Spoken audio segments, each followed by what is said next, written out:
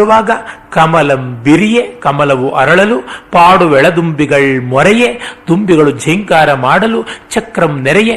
ರಾತ್ರಿಯ ವಿರಹದಲ್ಲಿ ಒದ್ದಾಡ್ತಾ ಸರಿಗಮ ಪದನಿಸಿದ ಆರೋಹ ಅವರೋಹ ಇರುವಂತಹ ಚಕ್ರವಾಕ ರಾಗದ ಆರ್ತನಾದ ಮಾಡ್ತಾ ಇದ್ದ ಚಕ್ರವಾಕ ಪಕ್ಷಿಗಳು ಸೂರ್ಯೋದಯವಾಯಿತು ಅಂತ ಗಂಡು ಹೆಣ್ಣು ಪರಸ್ಪರ ನೋಡಿಕೊಂಡು ಅಬ್ಬ ನಮ್ಮ ಜೀವ ಸಂಗಾತಿಗಳು ಸಿಕ್ಕವು ಅಂತ ನೆರೆಯ ಸೇರಿಕೊಂಡಾಗ ನೈದೆಲೆಯ ಸೊಂಪು ಮುರಿಯೆ ನೈದೆಲೆಗಳು ಮುಖ ಮುಚ್ಚಿಕೊಂಡು ಅವುಗಳ ಸೊಂಪು ಅಳಿದಾಗ ಬೀಡುಗೊಂಡಿದ್ದ ಕತ್ತಲೆಯ ಪಾಳೆಯ ಮೆತ್ತಲೋಡ್ದುದು.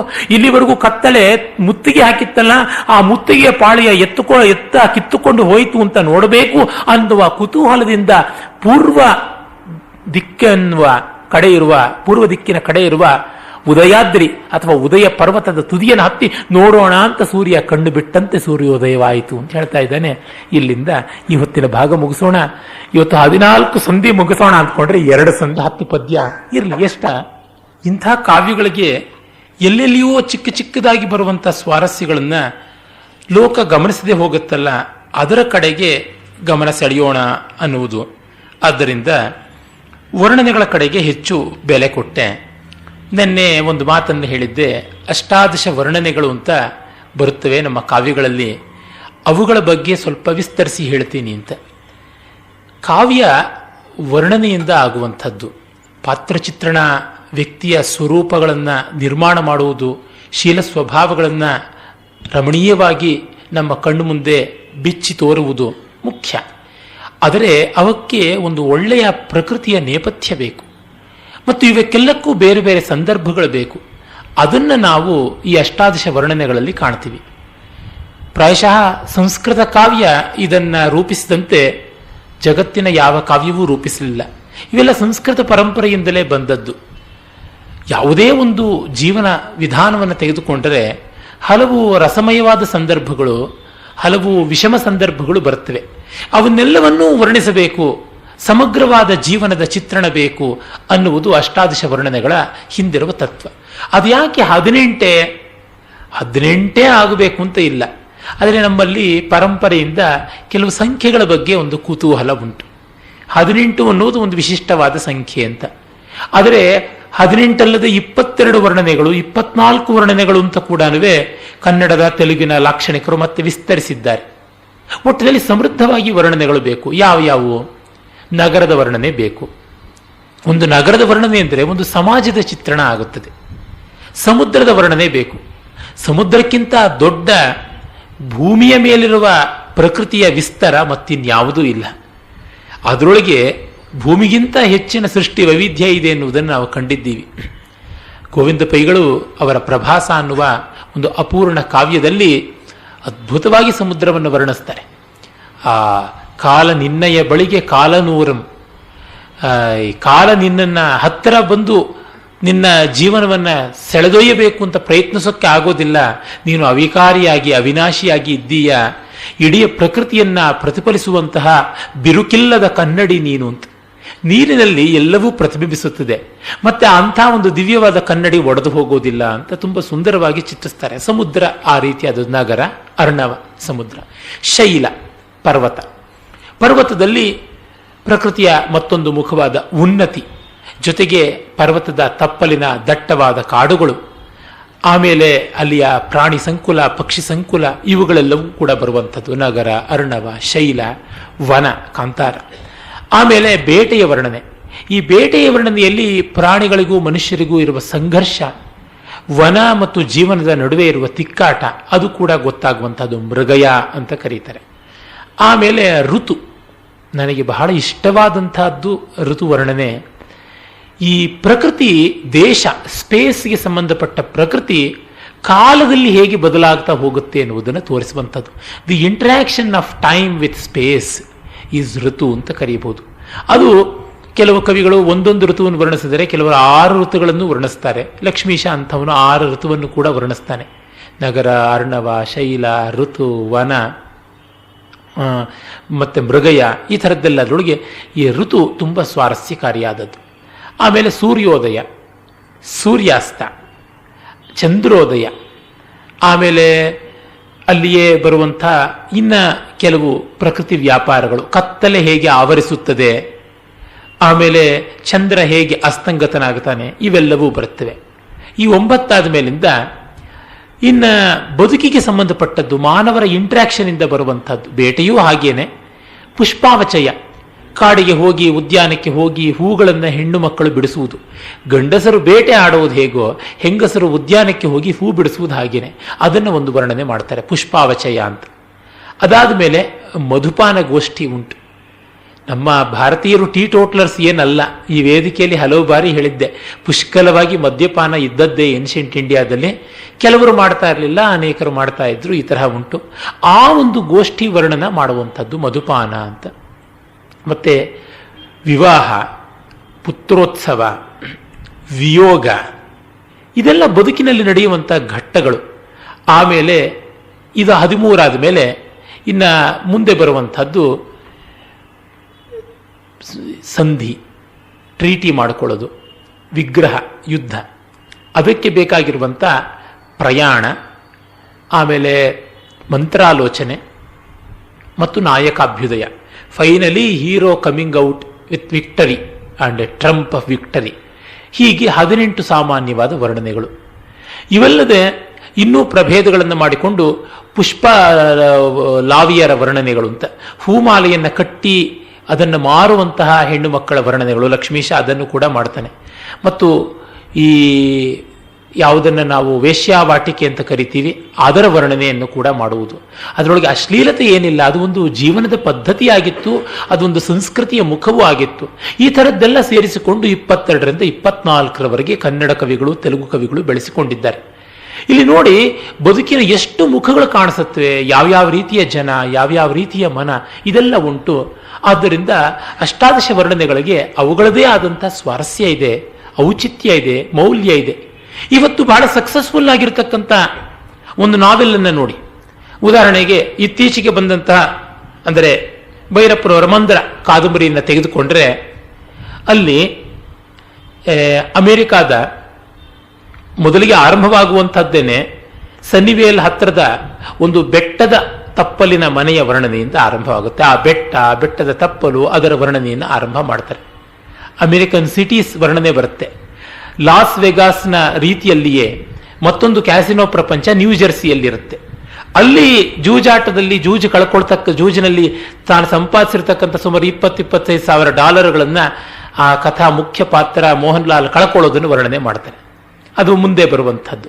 ಅದು ಒಂದು ಸಂದರ್ಭದ ವರ್ಣನೆ. ಈ ವೇಶ್ಯಾವಾಟಿ ಥರದ್ದೇ ಅದು ಒಂದು. ಆಮೇಲೆ ಅಲ್ಲಿ ವೇಶ್ಯಾವಾಟಿ ವರ್ಣನೆಯೂ ಕೂಡ ಬರುತ್ತೆ. ಮುಂಬೈ ಕಾಮಾಟಿಪುರದಲ್ಲಿ ಅವರು ಹೋಗ್ತಕ್ಕಂಥ ಸಂದರ್ಭ ಬಹಳ ಮಾರ್ಮಿಕವಾದಂಥದ್ದು. ಹಾಗೆಯೇ ಆ ರಾಜ ಸಾಹೇಬ್ ಯಾರಿದ್ದಾರೆ, ಛತ್ತರ್ಪುರ್ನ ಮಹಾರಾಜ, ಅವರ ಒಂದು ದೊಡ್ಡ ಕಾಡಿನಂತಹ ವನದ ವರ್ಣನೆ, ಅಲ್ಲಿ ಋತುಮಾನಕ್ಕೆ ಅನುಸಾರವಾಗಿ ಇವರು ಸಂಗೀತ ಸಾಧನೆ ಮಾಡೋದು, ಅದು ಬರುತ್ತೆ. ಆಗ ಋತುವಿನ ವನದ ವರ್ಣನೆ ಬಂದದ್ದೇ ಹೌದು. ಹರಿದ್ವಾರದ ಗಂಗಾ ವರ್ಣನೆ ಬಂದಾಗ ನದಿ ವರ್ಣನೆ ಬರುವಂಥದ್ದೇ ಆಗಿದೆ. ಮತ್ತೆ ಅವನು ಇನ್ನೊಂದು ಕಡೆ ಹೋಗ್ಬಿಟ್ಟು ಒಂದು ಬೆಟ್ಟದಲ್ಲಿ ಸಂಗೀತ ಸಾಧನೆ ಮಾಡ್ತಾನೆ, ಆಗ ನದಿ ಬೆಟ್ಟಗಳ ವರ್ಣನೆ ಮತ್ತೆ ಬರುವಂಥದ್ದಾಗಿದೆ. ಹೀಗೆ ಅವನ ಇವೆಲ್ಲ ಪ್ರಕೃತಿಗೆ ಸಂಬಂಧಪಟ್ಟಂತ ವರ್ಣನೆ. ಆದರೆ ವ್ಯಕ್ತಿಗಳಿಗೆ ಸಂಬಂಧಪಟ್ಟಂತ ಅವನ ಮದುವೆ ಇರಬಹುದು, ಮಗು ಹುಟ್ಟಿದ್ದಿರಬಹುದು, ಇವೆಲ್ಲ ಸಹಜವಾಗಿ ಬೇಕಾಗಿರುವಂಥದ್ದು. ಕುಕವಿಗಳು, ಕೆಟ್ಟ ಕವಿಗಳು ಇವನ್ನ ಮಿಸ್ಯೂಸ್ ಮಾಡಿಕೊಂಡ್ರು ಅಂತ ಮಾತ್ರಕ್ಕೆ ಸತ್ಕವಿಗಳು ಇದನ್ನು ಬಳಸಬಾರದು ಅನ್ನುವ ನಿಯಮವನ್ನ ಇದು BM ಶ್ರೀಕಂಠಯ್ಯನವರಿಂದ ಈಚೆಗೆ ನಮ್ಮವರು ಈ ಪ್ರಾಚೀನ ಕವಿಗಳ ಅಷ್ಟಾದಶ ವರ್ಣನ ಮೇಲೆ ಎತ್ತಿದಿರತಕ್ಕಂಥ ಕತ್ತಿಯಾಗಿದೆ. ಕೆಟ್ಟ ಕವಿಗೆ ಏನು ಕೊಟ್ಟರೂ ಕೆಟ್ಟದಾಗಿ ವರ್ಣನೆ ಮಾಡ್ತಾನೆ. ರಾಮಾಯಣದ ವಸ್ತು ಮಹಾಕೃತಿಯ ವಸ್ತು, ಸೊಗಸಾದ ವಸ್ತು ಇರಬಹುದು. ಅದನ್ನು ಅಯೋಗ್ಯವಾದ ರೀತಿಯಲ್ಲಿ ಬರೆದಂತಹ, ಸ್ವಲ್ಪವೂ ರಂಜನೆ ಇಲ್ಲದೆ ಬರೆದಂತಹ ಲೇಖಕರು ಇಲ್ಲವೇ? ಹಾಗೆಯೇ ಯಾವುದನ್ನು ಕಂಡರೂ ಕೂಡ ಕಸವನ್ನು ರಸ ಮಾಡುವಂತೆ, ರಸವನ್ನು ಕಸ ಮಾಡುವಂಥವರು ಇದ್ದಾರೆ. ಅದರಿಂದ ನೆಗಡಿಯಿಂದ ಮೂಗನ್ನೇ ಕುಯ್ಯುವ ಅವಿವೇಕ ಮಾಡಬಾರದು. ಈ ವರ್ಣನೆಗಳನ್ನು ಸಹಾನುಭೂತಿಯಿಂದ ನೋಡಬೇಕು. ಕಾಳಿದಾಸನ ಒಂದು ರಘುವಂಶ ನೋಡಿದ್ರೆ ನಿಮಗೆ ಗೊತ್ತಾಗುತ್ತೆ, ಅಲ್ಲಿ ಸುಮಾರು 18 ವರ್ಣನೆಗಳು ಬರ್ತವೆ. ಆದರೆ ಅವು ಇಡೀ ಜೀವನ ದರ್ಶನಕ್ಕಾಗಿ ಬರುತ್ತವೆ. ಅದನ್ನ ನಾವು ನೋಡಬೇಕು. ಜಲಕ್ರೀಡೆ ಬರುತ್ತೆ, ಆ ರೀತಿಯಾದಂಥದ್ದೇ ಒಂದು ವರ್ಣನೆ ತುಂಬ ಚೆನ್ನಾಗಿ ಬರ್ತದೆ. ಈಗ ಲಕ್ಷ್ಮೀಶನ ಕಾವ್ಯದಲ್ಲಿ ತುಂಬ ಸಹಜವಾಗಿ ಆ ಸಂದರ್ಭಕ್ಕೆ ಅನುಗುಣವಾದ ರೀತಿಯಲ್ಲಿ ವರ್ಣನೆಗಳು ಬರುತ್ತವೆ ಅನ್ನೋದನ್ನ ತೋರಿಸೋದಕ್ಕೆ ಕೆಲವೊಂದು ನಿದರ್ಶನಗಳನ್ನು ಮುಂದೆ ಇಟ್ಕೊಳ್ಳೋಣ. ಅವನಲ್ಲಿ ಚಿಕ್ಕ ಪುಟ್ಟ ಚಮತ್ಕಾರಗಳು ತುಂಬ ಜಾಸ್ತಿ ಅಂತ ಹೇಳ್ಬಿಟ್ಟು ಅಂದನಲ್ಲ, ಅವುಗಳನ್ನು ಕೂಡ ನಾವು ನೋಡೋಣ. ಮೊದಲಿಗೆ ಕುದುರೆಯನ್ನು ತರೋದಕ್ಕೆ ಅವರು ಯವನಾಶ್ವ ಇದ್ದಂತಹ ಊರು ಭದ್ರಾವತಿಗೆ ಹೋಗ್ತಾರೆ ಅನ್ನುವವರೆಗೆ ಬಂದಿದ್ವಿ. ಅಲ್ಲಿಯ ನಗರದ ವರ್ಣನೆಯನ್ನು ಮಾಡ್ತಾರೆ. ನಗರದ ವರ್ಣನೆ ನೋಡಿ ಕವಿ ಎಷ್ಟು ಚೆನ್ನಾಗಿ ಮಾಡ್ತಾನೆ. ಅಂಚೆವಿಂಡಾಡದ ಕೊಳಂ ಕೊಳಗಳೊಳು ಸಲೆ ಪಳಂಚಿ ಸುಳಿಯದ ಗಾಳಿ ಗಾಳಿಗಳ ಬಳಿಬಿಡಿದು ಸಂಚರಿಸದ ಎಳೆದುಂಬಿ ತುಂಬಿಗಳ ಬಿಡಿಯ ಕಿಂಪೆನಿಸದ ಅಚ್ಚಲರ್ಗಳ. ಅಂದರೆ ಆ ಒಂದು ಸೊಗಸಾದ ಕಾಡಿನಲ್ಲಿ ಊರಿನಲ್ಲಿ ಯಾವ್ಯಾವ ರೀತಿಯಾದಂಥ ಪರಿಸರ ಇತ್ತು ಅನ್ನುವುದನ್ನು ವಿಸ್ತಾರ ಮಾಡುತ್ತಾ ಹೋಗುವಾಗ ಉದ್ಯಾನ ಬರುತ್ತೆ, ಸರೋವರ ಬರುತ್ತೆ, ಎಲ್ಲವೂ ಬರುತ್ತೆ. ಅದನ್ನು ಸೇರಿಸಿಕೊಂಡೇನೆ ಆ ಊರನ್ನು ಹೇಳ್ತಾ ಇದ್ದಾನೆ. ಮುಂಚೆ ಎಲ್ಲ ಊರಿಗಿಂತ ಸುತ್ತಲಿನ ಕಾಡು ತೋಟ ಇವುಗಳೇ ಜಾಸ್ತಿ ಇತ್ತಲ್ಲ. ಅಂಚೆವಿಂಡಾಡದ ಕೊಳಂ ಕೊಳಗಳೊಳು ಸಲೆ ಪಳಂಚಿ ಸುಳಿಯದ ಗಾಳಿ ಗಾಳಿಗಳ ಬಳಿಬಿಡಿದು ಸಂಚರಿಸದ ಎಳೆತುಂಬಿ ತುಂಬಿಗಳ ಬಿಡಿಯ ಕಿಂಪೆನಿಸದ ಅಚ್ಚಲರ್ಗಳ ಗೊಂಚಲೆರಗಿಸದ ಲತೆ ಲತೆಗಳಡರದ ತಳ್ಕಿ ನಿಮ್ ಚಿಗುರ ದಿಮ್ಮಾವು ಮಾವುಗಳ ಚಂದಳಿರ್ ಮಿಂಚದ ಬನ ಬನಂಗಳಿಂ ಬಳಸದೂರೂರ್ಗಳಿಲ್ಲ ಅಲ್ಲಿ ಎಲ್ಲೆಡೆಯಳು ಅಂತ. ಇದು ಶಬ್ದಗಳಿಂದಲೇ ಎಷ್ಟು ಇಂಪಾಗಿದೆ ಅಂತ ನಿಮಗೆ ಗೊತ್ತಾಗ್ತಾ ಇದೆ. ಅರ್ಥವೂ ಸ್ವಾರಸ್ಯಕಾರಿಯಾಗಿದೆ. ಮತ್ತೆ ಇವನು ಬಳಸಿರುವ ಅಲಂಕಾರವೂ ತುಂಬ ಚಾಲೆಂಜಿಂಗ್ ಆದ ಅಲಂಕಾರ.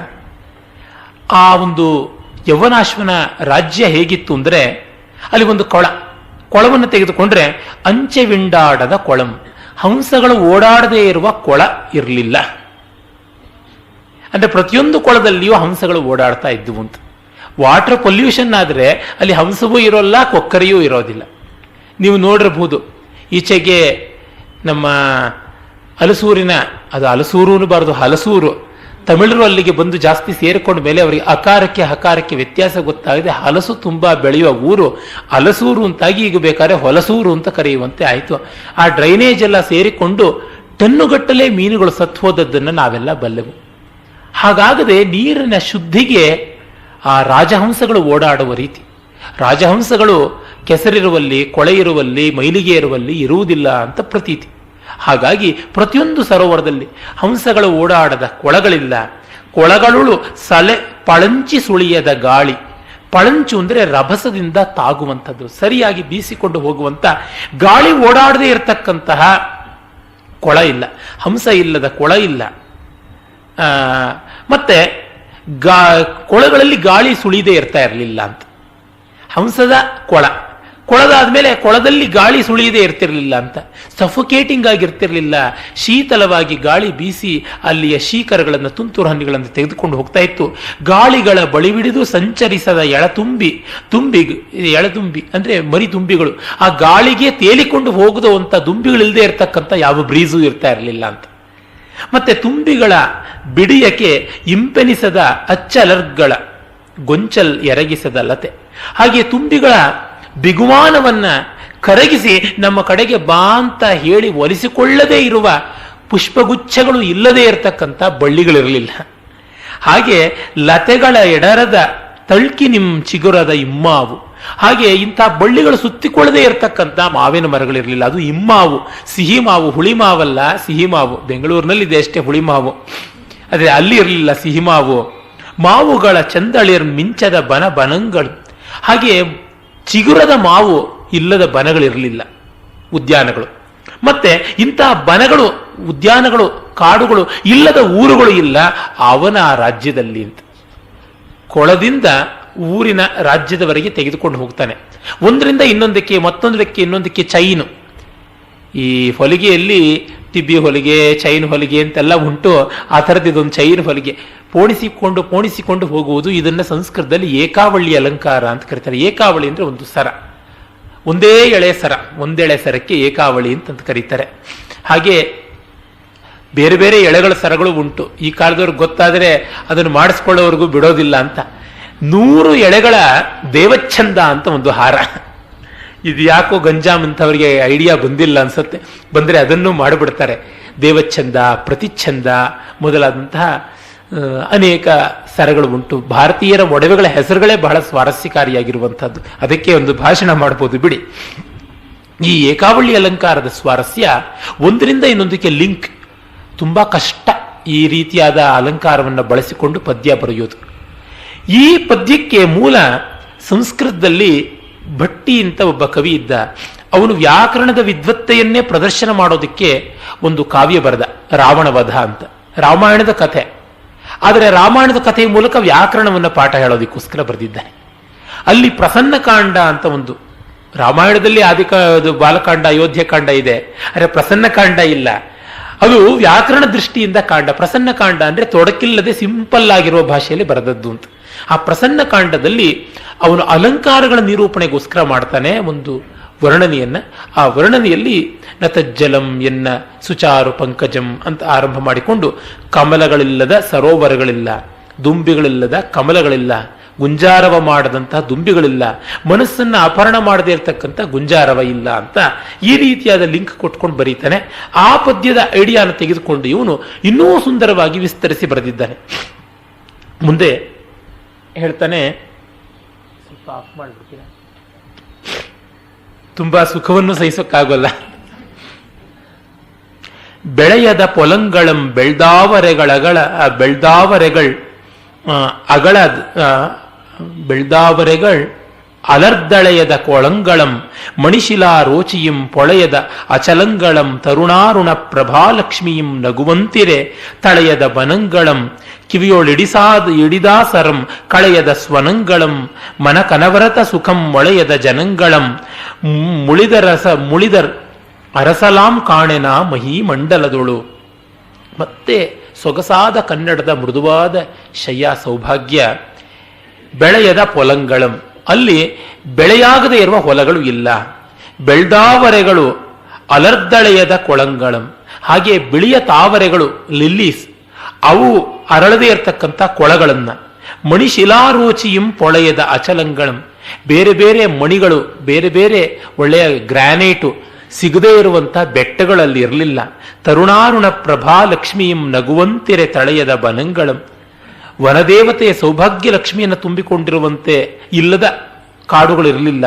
ಕಿವಿಯೊಳ್ ಇಡಿದಾಸರಂ ಕಳೆಯದ ಸ್ವನಂಗಳಂ, ಕಿವಿಗೆ ತುಂಬಿಕೊಂಡು ಬೇಸರವನ್ನ ಶ್ರಮವನ್ನ ನೀಗದೇ ಇರುವ ಆ ಪಕ್ಷಿಗಳ ಕಲರವ ಸ್ವನ ಇಲ್ಲದೆ ಇರ್ತಿರ್ಲಿಲ್ಲ. ಮತ್ತು ಮನಕನವರತ ಸುಖಂ ಮೊಳೆಯದ ಜನಂಗಳಂ, ಮನಸ್ಸಿಗೆ ಸಂತೋಷ ಕೊಡದೇ ಇರತಕ್ಕಂಥ ಜನಗಳು, ಮುಳಿಯದ ಮುನಿಸು ಮಾಡಿಕೊಳ್ಳದ ಜನಗಳು ಇರ್ತಲೇ ಇರಲಿಲ್ಲ ಅಲ್ಲಿ. ಅಷ್ಟು ಎಲ್ಲ ಸಮೃದ್ಧಿ ಸುಖ ಇತ್ತು ಅಂತ ಹೇಳ್ತಾನೆ. ಮತ್ತು ನಮ್ಮ ಕವಿಗಳ ವರ್ಣನೆಗೆ ಮತ್ತೊಂದು ಅಂಶ ಏನಂದ್ರೆ, ಈ ತೋಟಗಳಲ್ಲಿ ಗದ್ದೆಗಳಲ್ಲಿ ಕೆಲಸ ಮಾಡುವ ಶ್ರಮಿಕರ ಕೃಷಕರ ಜೀವನವನ್ನು ಕೂಡ ಚಿತ್ರಿಸುವಂಥದ್ದಾಗಿತ್ತು. ಅದರಲ್ಲಿಯೂ ಈ ಭತ್ತದ ತೆನೆಗಳು ಮಾಗಿ ಬೆಳೀತಾ ಇದ್ದಾಗ ಅನೇಕ ಪಕ್ಷಿಗಳು ಅವನ್ನು ತಿನ್ನೋಕೆ ಬರ್ತವೆ. ಅವನ್ನು ಬಿಟ್ಟು ಬಿಟ್ಟರೆ ಇವರಿಗೆ ಸಿಗುವುದು ಬರೀ ಹುಲ್ಲು ಮಾತ್ರ. ಹಾಗಾಗಿ ಕವಣೆ ಕಲ್ಲಿಂದ ಅವುಗಳನ್ನು ದೂರ ಮಾಡುವ ಕೆಲಸವನ್ನ ಹೆಣ್ಣು ಮಕ್ಕಳು ಮಾಡ್ತಾ ಇದ್ರು. ಶಾಲಿ ಅಂತಂದ್ರೆ ಭತ್ತ. ಆ ಭತ್ತದ ಗದ್ದೆಗಳನ್ನ ಕಾಪಾಡುವಂಥವರು ಶಾಲಿಗೋಪ್ಯ ಅಂತ. ಗೋಪಿ ಅಂದ್ರೆ ಕಾಪಾಡುವಂಥವಳು ಅಂತ. ಬರೀ ದನವನ್ನು ಕಾಪಾಡುವಳು ಅಂತ ಮಾತ್ರವಲ್ಲ, ಯಾವುದನ್ನು ಕಾಪಾಡುವನು ಗೋಪ್ತ್ರಿ. ಆ ಶಾಲಿಗೋಪಿಕೆಯರನ್ನ ಇವನು ವರ್ಣನೆ ಮಾಡ್ತಾನೆ. ಉರ್ವರೆಯ ಶಾಲಿಗಳ ಪಾಲ್ದೆನೆಗೆ ನಭದಿಂ ಮುಗುರ್ವ ಗಿಳಿವಿಂಡುಗಳನ್ ಉಲಿಯಿಂದ ಪಾಮರಿಯರ್ ಎರ್ವಿಸಿದೊಡಿರದೆ ಬಾಂದಳಕ್ಕೆ ಮುಗುಳೇಳ್ವವೋಲ್ ಕಮಲಂಗಳಿಕ್ಕೆಲದೊಳು ಕೊರ್ವಿ ನಳನಳಿಸಿ ನೀಳ್ದುರೆ ಬೆಳೆದ ರಸದಾಳಿ ಗರ್ವುಗಳ ಸೋಗಿಗಳ ಪಸುರು ಒಗೆದಾಗಸಕ್ಕೆ ಪರ್ವು ತಿರ್ಕ ನಾಡೊಳೆಲ್ಲಿಯುಂ ದಾರಿಗರ ಕಣ್ಗೆ ಕೌತುಕಮಾಗಲು ಅಂತ. ಭೂಮಿಯಲ್ಲಿ ಬೆಳೆದ ಆ ಭತ್ತದ ತೆನೆಗಳ ಹೊಲದಲ್ಲಿ ಗಿಳಿಬಿಂಡುಗಳು ಬಂದು, ಪಕ್ಷಿಗಳು ಬಂದು ತಾವು ಕೊಕ್ಕಿನಿಂದ ಅದನ್ನು ಕಿತ್ತುಕೊಂಡು ಹೋಗೋದಕ್ಕೆ ಪ್ರಯತ್ನ ಪಟ್ಟರೆ ಅವನ್ನ ಎಬ್ಬಿಸ್ತಾ ಇದ್ರು. ಅದು ಹೇಗೆ ಹೇಳ್ತಾ ಇತ್ತು ಅಂತಂದ್ರೆ, ಆಕಾಶ ತಾನು ಒಂದು ಭತ್ತದ ಗದ್ದೆಯನ್ನ ಕಟ್ಟಿಕೊಳ್ತಾ ಇದೆಯೋ ಎಂಬಂತೆ ಸಾಲಾಗಿ ಗಿಳಿಗಳು ಹಾರಿದ್ರೆ ಕಾಣಿಸಿಕೊಳ್ತಾ ಇತ್ತು. ಅಷ್ಟು ಸುಂದರವಾದ ಚಿತ್ರ. ಮತ್ತೆ ಸೊಗಸಾದ ರಸದಾಳೆ ಕಬ್ಬು. ಈ ಪಟ್ಟೆ ಕಬ್ಬು ಯಾವುದಿರುತ್ತೆ ಅದನ್ನು ರಸತಾಳೆ ಕಬ್ಬು ಅಂತಾರೆ. ಸಂಸ್ಕೃತದಲ್ಲಿ ಅದನ್ನು ಪುಂಡ್ರೇಕ್ಷು ಅಂತ. ಈ ದೇವಿ ಸ್ತೋತ್ರದಲ್ಲಿ ಪುಂಡ್ರೇಕ್ಷು ಪಾಶಾಂಕುಶ ಪುಷ್ಪ ಬಾಣ ಹಸ್ತ ಅಂತನ್ನುವಲ್ಲಿ ಪಟ್ಟೆ ಕಬ್ಬು ಅದೇ ಪುಂಡ್ರದೇಶ ಅಂತ. ಪುಂಡ್ರದೇಶ ಯಾವುದು ಅಂದ್ರೆ ಈ ಹೊತ್ತಿನ ವೆಸ್ಟ್ ಬೆಂಗಾಲ್. ಅದು ಪುಂಡರ ದೇಶ ಆಗಿಬಿಟ್ಟಿದೆ ಈಗ, ಪುಂಡ್ರದೇಶ ಆಗಿತ್ತು ಮುಂಚೆ. ಅದನ್ನೇ ಗೌಡ ದೇಶ ಅಂತ ಕೂಡ ಕರೀತಾ ಇದ್ರು. ಗುಡ ಅಂದ್ರೆ ಬೆಲ್ಲ, ಬೆಲ್ಲವನ್ನು ಜಾಸ್ತಿ ಪ್ರೊಡ್ಯೂಸ್ ಮಾಡ್ತಾ ಇದ್ದಂಥ ದೇಶ. ಗುಡಸ್ಯ ಭಾವೋ ಗೌಡಂ ಅಂತ. ಹಾಗಾಗಿ ಬೆಲ್ಲ ಪ್ರೊಡ್ಯೂಸ್ ಮಾಡ್ತಾ ಇದ್ದ, ಕಬ್ಬು ಸಮೃದ್ಧವಾದಂಥ ಒಂದು ಪ್ರಾಂತವಾಗಿತ್ತು ಅಂತ. ಆ ರಸದಾಳೆ ಕಬ್ಬುಗಳು, ಆ ಹಸುರು ಆಗಸಕ್ಕೆ ಹೋಗುವಂತೆ ಇತ್ತು. ದಾರಿಗರಿಗೆ ಅದನ್ನೆಲ್ಲ ನೋಡಿದ್ರೆ ತುಂಬಾ ಸಂತೋಷವಾಗ್ತಾ ಇತ್ತು ಅಂತ ಇದನ್ನು ವರ್ಣಿಸ್ತಾರೆ. ನಮ್ಮ ಪ್ರಾಚೀನ ಕಾವ್ಯಗಳಲ್ಲಿ ಯಾವುದೋ ಒಬ್ಬ ರಾಜರ ಕಥೆಯನ್ನು ಮಾತ್ರ ಹೇಳ್ತಾರೆ, ಸಾಮಾನ್ಯರ ಕಥೆ ಇಲ್ಲ, ನಿತ್ಯದ ಬದುಕಿಲ್ಲ ಅಂತ ಮೂಗುಮರಿಯವರು ಇವನ್ನೆಲ್ಲ ಗಮನಿಸಬೇಕು. ಸಾಮಾನ್ಯವಾಗಿ ಹೊಲ ಗದ್ದೆಗಳನ್ನು ಕಾಪಾಡಿಕೊಂಡು ಆ ಪಕ್ಷಿಗಳ ಜೊತೆ ಹೆಣಗಾಡತಕ್ಕಂಥವರು ಅವರನ್ನು ಕೂಡ ಚಿತ್ರಿಸ್ತಾರೆ. ಇದೆಲ್ಲ ನಮ್ಮಲ್ಲಿ ಒಂದು ಕನ್ವೆನ್ಷನ್ ಆಗಿ ಬಂತು ಅಂದ್ರೆ, ದೊಡ್ಡ ಕೃತಿಯಲ್ಲಿ ಎಲ್ಲ ಸಿಗ್ನಿಫಿಕೆಂಟ್ ಇಲ್ಲದೆ ಎಲ್ಲವನ್ನ ಚಿತ್ರಿಸಬೇಕು ಅನ್ನುವ ಉದಾರವಾದ ಭಾವ ಇತ್ತು ಅಂತ. ತಂಬೆಲರ ಸೊಗಸಿಂಗೆ ತಲೆತೂಗುವಂತೆ, ತಳೆದಂಬುಜದ ಪರಿಮಳಕ್ಕೆ ಶಿರವಲೊಲೆವಂತೆ, ಮರಿದುಂಬಿಗಳ ಗಾನಕ್ಕೆ ಕೊರಲನ್ ಒಲೆದಾಡುವಂತೊಯ್ಯನೊಯ್ಯನೆ ಒಲೆದಾಡುವ ಪುಂಬಣ್ಣ ಮೆಸವ ಕಲಮಶ್ರೀಯ ಪರಿಚರ್ಯೆಯಂ ಬಿಡದೆ ಮಾಳ್ಪ ಕೆಳದಿಯರೆನಲ್ ಕೀರ ನಿಕುರುಂಬಮಂ ಸೋವಲೆಲ್ಲಿರ್ದ ಪಾಮರಿಯ ರಧ್ವಗರ ನೆರೆಗಡಿಪರು. ತಂಪು ಗಾಳಿಯ ಸೊಗಸಿಗೆ ಪಕ್ವವಾಗಿರುವಂತಹ ಭತ್ತದ ತೆನೆಗಳು ತಲೆ ತೂಗ್ತಾ ಇದ್ರೆ, ಆಹಾ ಈ ಗಾಳಿ ಎಷ್ಟು ಚೆನ್ನಾಗಿ, ಎಷ್ಟು ಪರಿಮಳಭರಿತವಾಗಿ ಬೀಸ್ತಾ ಇದೆ ಅಂತ ಅದನ್ನು ನೋಡಿ ಮೆಚ್ಚುವಂತೆ ಕಾಣಿಸ್ತಾ ಇತ್ತು. ಅದನ್ನ ತಮ್ಮ ಕೊಕ್ಕಿನಿಂದ ಕತ್ತರಿಸಿಕೊಂಡು ಹೋಗಬೇಕು ಅಂತ ಇರುವಂತ ಗಿಳಿಗಳನ್ನ ಕಷ್ಟಪಟ್ಟು ದೂರ ಓಡಿಸ್ತಾ ಇದ್ದಂತ ಸುಂದರಿಯರು ಹಾವಭಾವ ಚೇಷ್ಟಾ ವಿಲಾಸಗಳಿಂದ ಏನು ಮಾಡ್ತಾ ಇದ್ರು, ಅವರನ್ನ ನೋಡ್ತಾ ಹಾದಿಗರು ಅಂದ್ರೆ ಪಾಂಥರು ತಮ್ಮ ಕೆಲಸಗಳನ್ನೇ ಬಿಟ್ಟುಬಿಡ್ತಾ ಇದ್ರು ಅಂತ. ರಸ್ತೆಯಲ್ಲಿ ಯಾರೋ ಕೆಲಸ ಮಾಡ್ತಾ ಇದ್ರೆ ಅದು ಕೆಲಸದ ಹಾಗಿಲ್ಲದೆ ಅದೊಂದು ಲೀಲೆಯಂತೆ ಇದ್ರೆ ಹೋಗುವವರೆಲ್ಲ ಬಿಟ್ಟು ಅದನ್ನೇ ನೋಡುವಂತೆ ಆಗುತ್ತಲ್ಲ ಅಂಥದ್ದು. ಈ ಸಂಸ್ಕೃತ ಕಾವ್ಯಗಳಲ್ಲಿ ಪಾಂಥರ ಚಿತ್ರಣ ತುಂಬಾ ಚೆನ್ನಾಗಿ ಬರುತ್ತೆ. ಹಾಗೆ ಈ ಕೃಷಕ ವನಿತೆಯರ ಚಿತ್ರಣ ಕೂಡ ನನಗೆ ಗಾಥಾ ಸಪ್ತಶತಿ ನೆನಪಿಗೆ ಬರುತ್ತೆ. ಅಲ್ಲಿ ಒಂದೊಂದು ಚಿತ್ರವೂ ಅಷ್ಟು ಸುಂದರವಾದದ್ದು, ಅಷ್ಟು ಸೊಗಸಾದದ್ದು. ಒಬ್ಬಳು ಈ ತರಹ ಈ ಶಾಲೆ ಗೋಪಿಕೆ ಪಕ್ಷಿಗಳನ್ನ ದೂರ ಓಡಿಸ್ತಾ ಇರ್ತಾಳೆ. ಅವಳು ತುಂಬಾ ಸೊರಗಿ ಬಿಟ್ಟಿರ್ತಾಳೆ. ಒಬ್ಬ ಹಾದಿಗನ್ ಆತ ಬರ್ತಾನೆ, ಪಾಂಥ, ಅವನು ಕೇಳ್ತಾನೆ, ಏನಮ್ಮ ಯಾತಕ್ಕೆ ಎಷ್ಟು ಸೊರಗಿ ಬಿಟ್ಟಿದ್ದೀಯಾ ಅಂತ. ಅದಕ್ಕೆ ಅವಳು ಹೇಳ್ತಾಳೆ, ನಿನ್ನ ಮನೆಗೆ ಹೋಗಿ ಹೆಂಡತಿನ ಕೇಳು ಗೊತ್ತಾಗುತ್ತೆ ಅಂತ. ಕಾರಣ ಇವಳ ಗಂಡ ಕೂಡ ಹೀಗೆ ಪ್ರಯಾಣಿಕನಾಗಿ ಎಲ್ಲಿಯೋ ಇದ್ದಾನೆ ಪಾಪ, ಹೊಟ್ಟೆ ಪಾಡಿಗೆ ಎಷ್ಟೋ ದೂರ ಓಡಾಡ್ತಾ ಇದ್ದಾನೆ, ಅವನ ಚಿಂತೆಯಲ್ಲಿ ಇವಳು ಸೊರಗಿದ್ದಾಳೆ. ಹಾಗಾಗಿ ನಿನಗೆ ನನ್ನ ಪರಿಸ್ಥಿತಿ ಗೊತ್ತಾಗೋದು ನಿನ್ನ ಹೆಂಡತಿಯನ್ನು ನೋಡಿದ ಮೇಲೆ ಎಲ್ಲಿಂದ ಬರಬೇಕು ಅಲ್ಲಿಂದ ಮೆಸೇಜ್ ಬಂದ್ರೆ ಸರಿ, ಉತ್ತರ ಬಂದ್ರೆ ಸರಿ ಅಂತ ಹೇಳುವಂಥದ್ದು. ಪಾಲ್ದೆನೆಯೋಳು ಅಂಡಿಸಿದ ಗಿಳಿವಿಂಡ ನಬಲೆಯರ್ ಕಾಲ್ದೆಸೆಗಲಾರ್ದು ಕೈ ಪರೆಗುಟ್ಟು ಒಂಡಲಗೆ ತೇಲ್ದು ಮೇಲುದು ಜಾರೆ ಸೋಲ್ದೆರಗಿ ತಿರುತಿರುಗಿ ಬರುತ್ತಿರ್ಪ ತುಂಬಿಗಳ ಸಾಲ್ ದಿವಿಜಯಗಿರಿಯ ಬಳಸುವ ತಮೋರಾಜಿಯಂ ಪೋಲ್ದು ಸಲೆ ಕಂಗೊಳಿಸುತ್ತಿರ್ಪುದ ಭೂತಳದೊಳ್ ಅಚ್ಚರಿಯ ನೇವೇಳ್ವೇನು ಅಂತ. ಹಾಲಿನ ತೆನೆಯನ್ನ ಗಿಳಿಯ ರಾಶಿ ರಾಶಿ ಹಿಂಡುಗಳು ಬಂದು ಕಿತ್ಕೊಳ್ಳಕ್ಕೆ ಹೋಗ್ತಾ ಇದ್ದಾಗ ಇವರು ಕೈ ಚಪ್ಪಾಳೆ ತಟ್ತಾರೆ, ಬಳೆ ಶಬ್ದ ಮಾಡ್ತಾರೆ, ಅಲ್ಲಿ ಹೋಗ್ತಾರೆ ಇಲ್ಲಿ ಹೋಗ್ತಾರೆ, ಏನು ಮಾಡಿದ್ರೂ ಅವುಗಳನ್ನ ಓಡಿಸೋದಕ್ಕೆ ಆಗ್ತಾ ಇಲ್ಲ. ಮತ್ತೆ ಅವರ ಮುಂಗುರುಳು ಮುಖದ ಮೇಲೆಲ್ಲ ಬರ್ತಾ ಇರುತ್ತೆ. ಅದು ಹೇಗೆ ಬರ್ತಾ ಇರುತ್ತೆ ಅಂತಂದ್ರೆ, ಮುಂಗುರುಳು ಸುಂದರವಾದ ಮುಖಕ್ಕೆ ಚಂದ್ರಬಿಂಬಕ್ಕೆ ಮತ್ತೆ ಮತ್ತೆ ಕವಿಯುವಂತಹ ಮೇಘದ ರಾಜಿ ಎಂಬಂತೆ ತೋರ್ತಾ ಇರುತ್ತದೆ. ಹಾಗೆ ಆ ಹಸುರಾಗಿರುವಂತಹ ಗಿಳಿಗಳು ಗುಂಪಾಗಿ ಬಂದು ಆ ದಟ್ಟ ನೆರಳು ಮೋಡದಂತೆ ಕವಿದುಕೊಂಡು ಅದು ಒಂದು ರೀತಿಯಾದ ಪರಿಣಾಮವನ್ನು ಉಂಟು ಮಾಡ್ತಾ ಇದೆ ಅಂತ. ಇಲ್ಲಿ ಎಲ್ಲ ಕೀನರ್ ಅಬ್ಸರ್ವೇಷನ್ ನಾವು ಗಮನಿಸಬೇಕು. ಕವಿಗಳಿಗೆ ಇವನ್ನೆಲ್ಲ ಮಾಡೋದಕ್ಕೆ ಟೈಮ್ ಇತ್ತು ಅಂತ. ಹಾಗಿದ್ದರೂ ಈ ಊರಿನಲ್ಲಿ ಹಾದಿಯಲ್ಲಿ ಓಡಾಡುವ ಜನರಿಗೆ ಬಾಯಾರಿಕೆಗಾಗಿ ಕೆಲವು ಜಾಗಗಳನ್ನು ಮೀಸಲಿಡ್ತಾ ಇದ್ರು. ನೀರಡಿಕೆಯನ್ನ ತಣಿಸೋದಿಕ್ಕೆ ಅದನ್ನ ಅರವಟ್ಟಿಗೆ ಅಂತ ಕನ್ನಡದಲ್ಲಿ ಕರೀತಾರೆ. ಅರಂ ಅಂತಂದ್ರೆ ಹಳಗನ್ನಡದಲ್ಲಿ ಧರ್ಮ ಅಂತ. ಧರ್ಮವಾಟಿಕ, ಅದೇ ಘರ್ಮವಾಟಿಕಾನು ಹೌದು. ಘರ್ಮ ಅಂದ್ರೆ ಗರ್ಮ್, ಬಿಸಿ, ಬೇಸಿಗೆ. ಆ ಬೇಸಿಗೆಯಲ್ಲಿ ತಂಪು ಮಾಡ್ಕೊಳ್ಳೋಕ್ಕಿರುವಂತ ವಾಟಿಕ, ಒಟ್ಟಿಗೆ ವಾಟಿಕ ಅನ್ನೋ ಸಂಸ್ಕೃತ ಶಬ್ದದಿಂದ ಬಂದದ್ದು. ಧರ್ಮವಾಟಿಕ ಅನ್ನೋದೇನೆ ಒಟ್ಟಿಗೆ ಅಂತ ಆಯ್ತು. ಅದನ್ನ ಸಂಸ್ಕೃತದಲ್ಲಿ ಪ್ರಪಾ ಅಂತ ಕರೀತಾರೆ. ಪ್ರಪಾ ಅಂದ್ರೆ ನೀರು ಕುಡಿಯುವಂತ ಜಾಗ ಅಂತ. ಅಲ್ಲಿ ತುಂಬಾ ಸುಂದರಿಯರು ನೀರು ಮಜ್ಜಿಗೆ, ಪಾನಕ ಇತ್ಯಾದಿ ಎಲ್ಲ ಇಟ್ಟುಕೊಂಡು ನಿಶುಲ್ಕವಾಗಿ ಕೊಡ್ತಾ ಇದ್ರಂತೆ. ಗಾಥಾ ಸಪ್ತಶತಿಯಲ್ಲಿ ಇದರ ತುಂಬಾ ಸುಂದರವಾದ ಚಿತ್ರಗಳು ಬರ್ತವೆ. ಒಬ್ಬ ತುಂಬ ಸುಂದರಿಯಾದ ತರುಣಿ ನೀರನ್ನು ಹಾಕೋದಕ್ಕೆ ಆ ಅರವಟ್ಟಿಗೆಗಳಲ್ಲಿ ಇದ್ದಾಳೆ. ದಾರಿಗೆ ಒಬ್ಬ ತುಂಬಾ ಸುಂದರವಾದ ಯುವಕ ಅವನು ಬರ್ತಾನೆ. ಮೊದಲು ಬಾಯಾರಿದ್ದಾನೆ, ಹೀಗೆ ಬೊಗಸೆಯನ್ನು ಒಡ್ಡಿ ಕುಡಿಯೋದಿಕ್ಕೆ ಅಂತ ಹೀಗೆ ಇಟ್ಕೊಂಡಿದ್ದಾನೆ. ಅವಳು ಹಾಕ್ತಾಳೆ ನೀರು. ಆಮೇಲೆ ಸ್ವಲ್ಪ ಹೀಗೆ ತಲೆ ಎತ್ತಿ ನೋಡ್ತಾನೆ, ಅವಳು ಬಹಳ ಸುಂದರಿ. ತಕ್ಷಣವೇ ಬೆರಳುಗಳನ್ನು ಅಗಲ ಮಾಡಿಬಿಟ್ಟಂತೆ, ನೀರು ಸೋರು ಹೋಗೋದಿಕ್ಕೆ ಆರಂಭವಾಯಿತು. ಆಗ ಅವಳು ನೋಡಿದಳು ಇವನು ತುಂಬಾ ಸುಂದರನಾಗಿದ್ದಾನೆ ಅಂತ, ಮತ್ತು ತೆಳ್ಳಗೆ ನೀರು ಬಿಡೋದಕ್ಕೆ ಆರಂಭ ಮಾಡಿದಳು ಅಂತ. ಧಾರೆ ತನೂ ಕರೋತಿ ಅಂತ. ಯಥೋರ್ಧ್ವಾಕ್ಷ ಪಿಬತ್ಯಂಬು ವಿರಲಾಂಗುಲಿ ಕ್ರಮೇಣ. ಹೇಗೆ ವಿರಲಾಂಗುಲಿಯಾಗಿ ಬೆರಳುಗಳನ್ನು ಅಗಲ ಮಾಡಿಕೊಂಡು ಇವನು ಮೇಲೆ ಕಣ್ಣೆತ್ತಿ ನೋಡ್ತಾ ನೀರು ಕುಡಿಯೋಕೆ ಆರಂಭ ಮಾಡ್ತಾನೋ ಹಾಗೆ ಅವಳು ಧಾರಾಂ ತನೂ ಕರೋತಿ ಅಂತ ತೆಳ್ಳಗೆ ಮಾಡ್ತಾ ಬಂದಳು ಅಂತ. ಹೆಚ್ಚು ಹೊತ್ತು ಮುಖ ನೋಡಬಹುದು ಅಂತ. ಇನ್ನೊಂದು ಕಡೆ ಬರುತ್ತೆ, ಇಂತಹದ್ದೇ ಒಂದು ಸಂದರ್ಭದಲ್ಲಿ ಆ ಯುವಕ ಅಗಸ್ತ್ಯನ ಸ್ಮರಣೆ ಮಾಡಿಕೊಂಡಂತೆ, ಆ ಯುವತಿ ಸಮುದ್ರವನ್ನು ಸ್ಮರಣೆ ಮಾಡಿಕೊಂಡಂತೆ. ಈ ಸಮುದ್ರದ ನೀರೆಲ್ಲ ನನ್ನ ಮಡಕೆಯಲ್ಲಿದ್ದಿದ್ರೆ ಅಷ್ಟು ಸೂರ್ಯಕಾಲ ಇವನ ಮುಖ ನೋಡಬಹುದಿತ್ತು ಅಂತ. ಇವನು ಸಮುದ್ರವನ್ನ ಕುಡಿದ ಅಗಸ್ತ್ಯನೇ ನಾನಾಗಿದ್ದಿದ್ರೆ ಅಷ್ಟೊತ್ತೂ ನೀರು ಕುಡಿತಾ ಈ ಮುಖ ನೋಡಬಹುದಾಗಿತ್ತು ಅಂತ ಹೇಳಿಬಿಟ್ಟಿದ್ನು. ಸಂಸ್ಕೃತ ಪರಂಪರೆ ಮಡಿಮಡಿಯಾದ ಈ ಭಜನೆ ಭಕ್ತಿ ಸ್ತೋತ್ರ ಗೊಡ್ಡಿಗೆ ಮಾತ್ರ ಅಲ್ಲ, ರಸಿಕತೆಗೆ ಯಥೇಷ್ಟವಾಗಿ ಅವಕಾಶ ಕೊಟ್ಟಿರುವುದು. ಸೊಗಸಾದ ಕ್ಷಮ್ಯವಾದ ಸೌಂದರ್ಯವನ್ನ ಎಂದೂ ನಿರಾಕರಿಸದೆ ನೋಡ್ತಾ ಇದ್ದದ್ದು ನಮ್ಮ ಪೂರ್ವಿಕರ ರೀತಿ. ಬಟ್ಟೆಗಳೊಳೆಲ್ಲಿಯುಂ ಕುಳಿರ್ವೆರಸಿದರ್ ಅರವಟ್ಟಿಗೆಯ ಸದನಗಳಿಂದ ಬಾಗಿಲ್ಗೆ ಪೊರಮಟ್ಟು ಕಲಶಮನೆತ್ತಿ ನೀರೆರವ ಕಾಮಿನಿಯರುರು ಬಾಹುಮೂಲದೆಡೆಗೆ ದಿಟ್ಟಿವರಿದರಿದು ಮೊಗಮೊಗ್ಗುಡಿಸಿ ಸರಸಕಳವಟ್ಟ ಜಲಧಾರೆ ಪೊರಸೂಸೆ ಬಯಲಿಗೆ ಬಾಯ ಬಿಟ್ಟು ನಗಿಸುವರಲ್ಲಿ ತೃಷೆಯಿಂದ ಬಂದ ಪಥಿಕರ್ಕಳ ಬಾಲೆಯರನು. ಇದನ್ನೇ ಅವನು ವರ್ಣಿಸ್ತಾ ಇದ್ದಾನೆ. ಆ ಅರವಟ್ಟಿಗೆಯಲ್ಲಿ ಬೀದಿಗಳಲ್ಲಿ ಬಟ್ಟೆಯಲ್ಲಿ ಅಂದ್ರೆ ಬೀದಿಗಳಲ್ಲಿ ಇರ್ತಕ್ಕಂಥ ಜಾಗಗಳಲ್ಲೆಲ್ಲ ಈ ಅರವಟ್ಟಿಗೆಯನ್ನ ತಂಪಾದ ನೀರನ್ನು ಇಟ್ಟುಕೊಂಡು ಅವರು ತಮ್ಮ ಕಲಶವನ್ನು ತೆಗೆದುಕೊಂಡು ನೀರನ್ನ ಹಾಕ್ತಾ ಇದ್ದಾಗ ಅವರನ್ನ ಚುಡಾಯಿಸಿಕೊಂಡು ವಿನೋದ ಮಾಡಿಕೊಂಡು ಅವರನ್ನು ನಗಿಸ್ತಾ ಇವರು ಆ ರಸಿಕರಾದ ಪಾಂಥರು ವಿನೋದವನ್ನು ಪಡುತ್ತಾ ಇದ್ರು.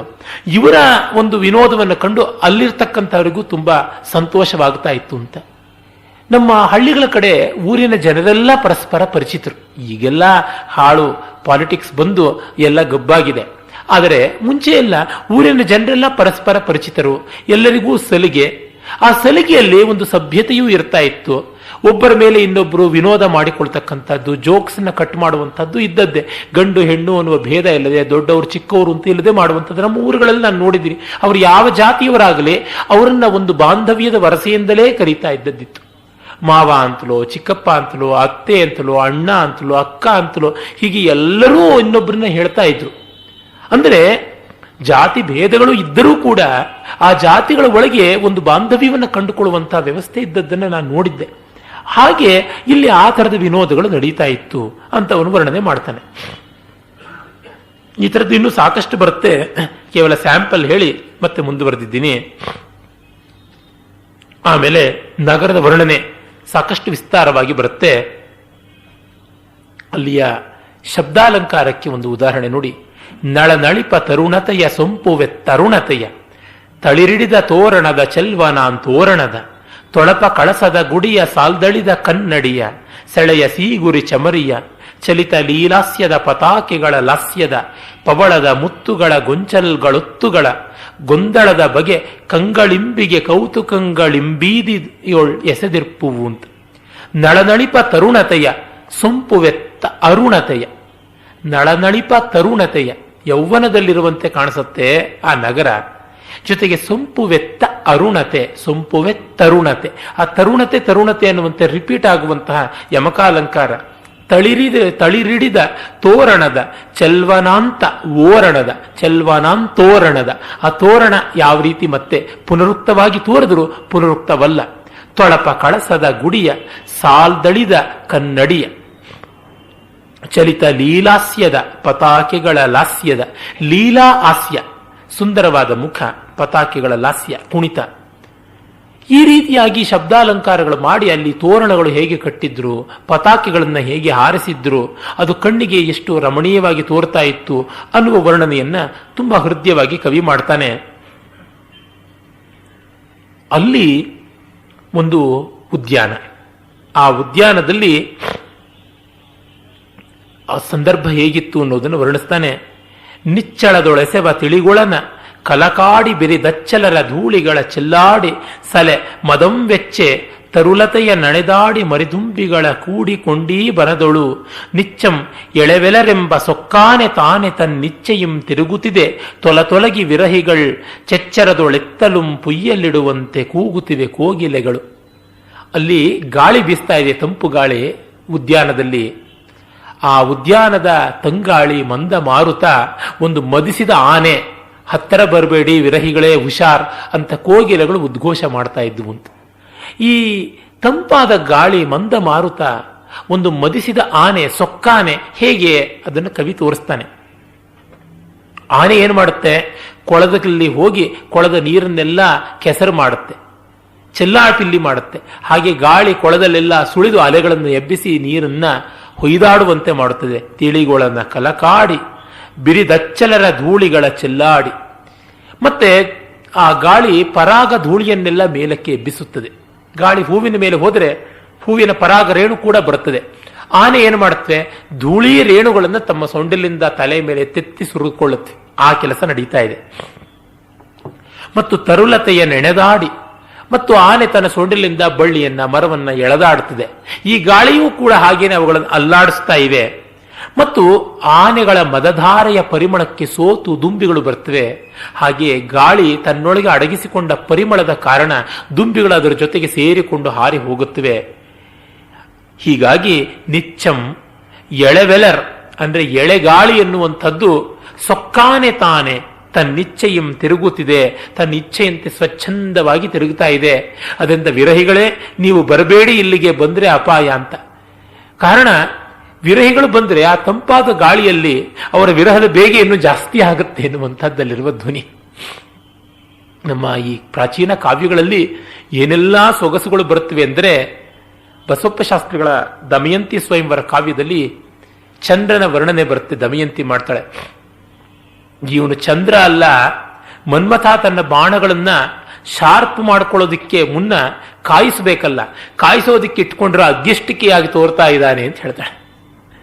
ಅಂದರೆ ಈ ವಿರಹಿಗಳಿಗೆ ಚಂದ್ರನ ಉದಯ ಕಾಲದಲ್ಲಿ ಉಂಟಾಗುವ ಬೇಗೆಗೆ ಚಂದ್ರನನ್ನೇ ಒಂದು ಅಗ್ಗಿಷ್ಟಿಕೆ ಅಂತ ವರ್ಣನೆ ಮಾಡುವಂಥದ್ದು. ಈ ರೀತಿಯಾದ ಕಲ್ಪನೆ ತುಂಬಾ ಅನ್ಯಾದೃಶವಾದಂಥದ್ದು. ಆಮೇಲೆ ನಸುಗಾಳಿ ಸಂಧಿಸೆ ಕೆದರ್ದ ಪೊಂಬಾಳೆಗಳ ಕುಸುರಿಗಳ್ ತಳಿವಕ್ಷತೆಗಳ ಅಮಲ ಮಂಜರಿಯ ಕುಸುಮಂಗಳ ಅಂತ ಪುಷ್ಪಾಂಜಲಿಗಳೊಂದಿ ಕಿಕ್ಕಿರಿದ ಪೆರ್ಗೊನೆಗಳಿಂದ ಎಸೆವ ಚಂದೆಂಗಾಯಿಗಳೊಂದೊಂದ ನೊಡೆಯುತ್ತಾಲ್ ಒಸರಿ ಸೋರ್ವೆಳನೀರ್ಗಳ ಅರ್ಘ್ಯಂಗಳಾಗೆ ರಂಜಿಸುವ ಬನದೇವಿ ಭೂದೇವತೆಯ ನರ್ಚಿಪವೊಲಿದೆ ಕುವರ ನೋಡೆಂದನು.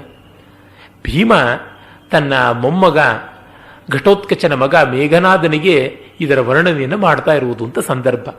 ಆ ಪ್ರಭಾವತಿಯ ಭದ್ರಾವತಿ ನಗರದ ವರ್ಣನೆಯನ್ನು, ಆ ಊರಿನ ರಾಣಿ ಪ್ರಭಾವತಿ.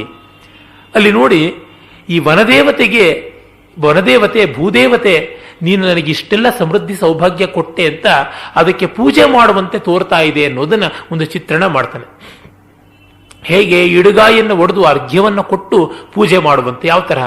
ನಸುಗಾಳಿ ಸಂಧಿಸೆ ಕೆದರ್ದ ಪೊಂಬಾಳೆಗಳ ಕುಸುರಿಗಳ್ ತಳಿವ ಅಕ್ಷತೆಗಳ.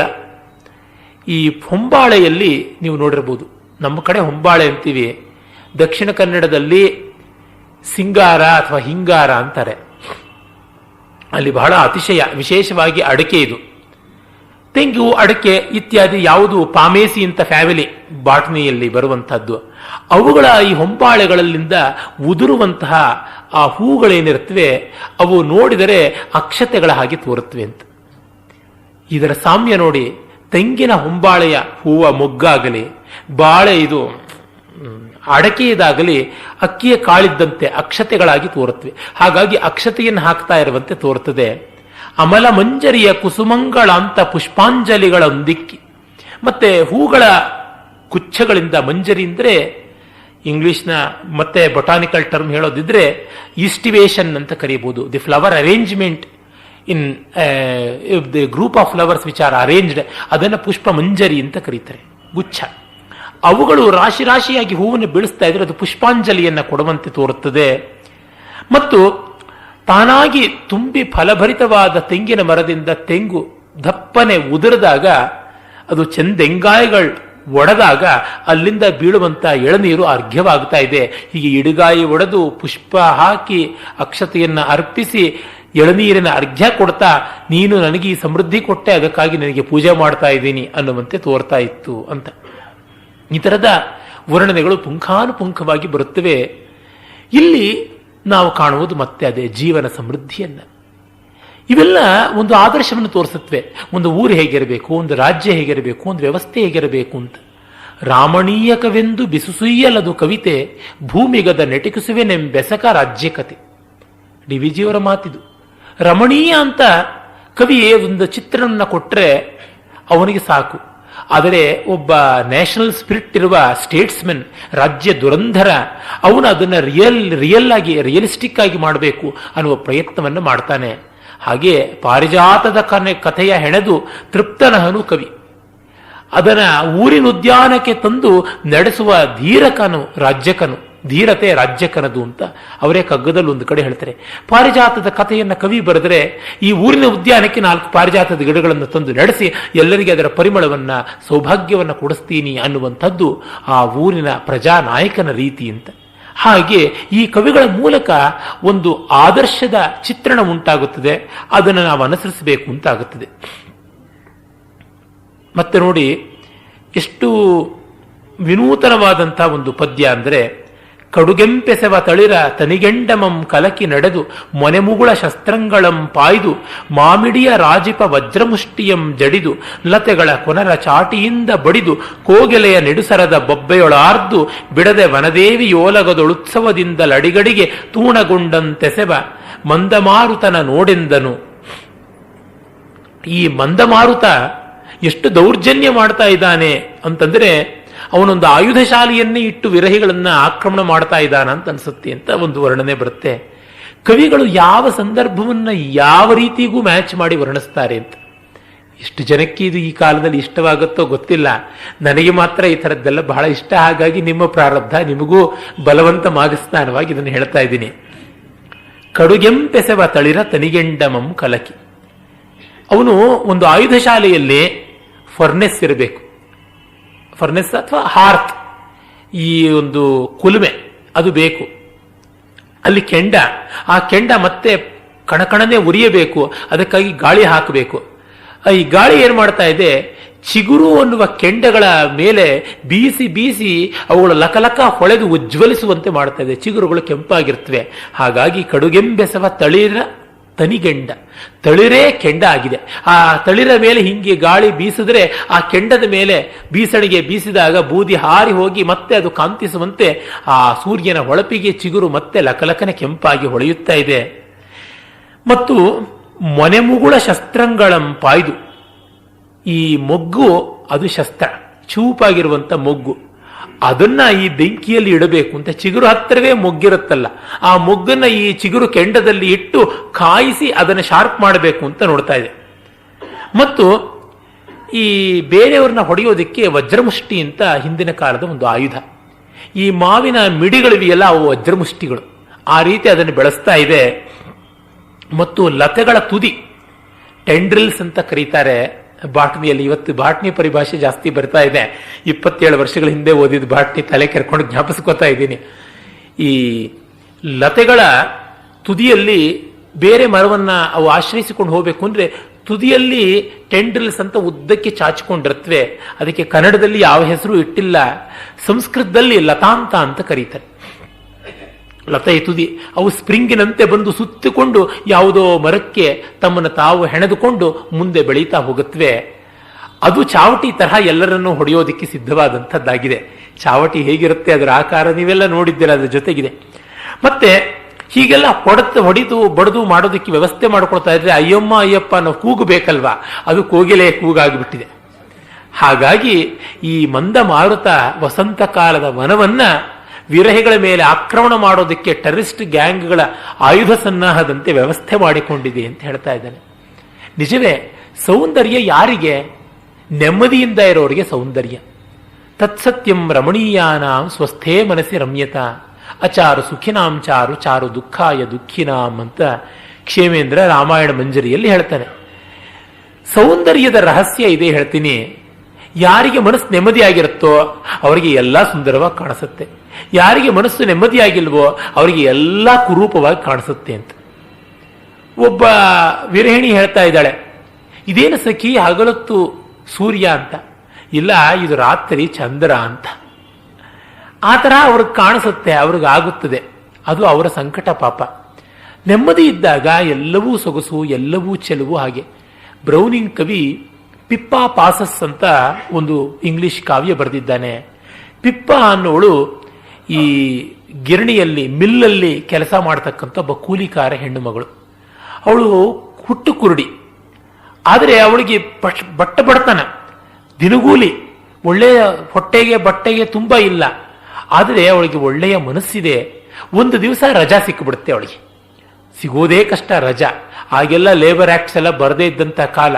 ಕಮ್ಯುನಿಸಂ ಅಲ್ಲಿ ಬರುವುದಕ್ಕೆ ಮುಖ್ಯ ಕಾರಣ ಏನಂದ್ರೆ, ಭಾರತ ದೇಶದಂಥ ಕಾಲನಿಗಳಿಂದ ತುಂಬ ತುಂಬ ಇಲ್ಲಿ ಹಿಂಡಿ ಕಚ್ಚಾ ಸಾಮಗ್ರಿ ರಾ ಮೆಟೀರಿಯಲ್ನ ಯುರೋಪಿಗೆ ತೆಗೆದುಕೊಂಡು ಡಂಪ್ ಮಾಡಿ ಮಾಡಿ ರಾಶಿ ಮಾಡಿ ಅವುಗಳನ್ನು ಪ್ರೋಸೆಸ್ ಮಾಡಿ ಫಿನಿಶ್ಡ್ ಗೂಡ್ಸ್ ಮಾಡಿಸೋದಕ್ಕೆ ಅಲ್ಲಿಯ ಜನಗಳನ್ನ ಒಂದಿಷ್ಟು ಈ ಸಾಮಾನ್ಯವಾದಂತಹ ಲೇಬರ್ ಆಕ್ಟ್ಸ್ ಇಲ್ಲದೆ ಸಾಮಾನ್ಯವಾದಂತಹ ಈ ಕೂಲಿಕಾರರಿಗೆ ಬೇಕಾಗುವ ಮಿನಿಮಮ್ ರಿಕ್ವೈರ್ಮೆಂಟ್ ಅಂತ ಏನಿದೆ ಆ ರೀತಿಯಾದಂಥ ಅದನ್ನ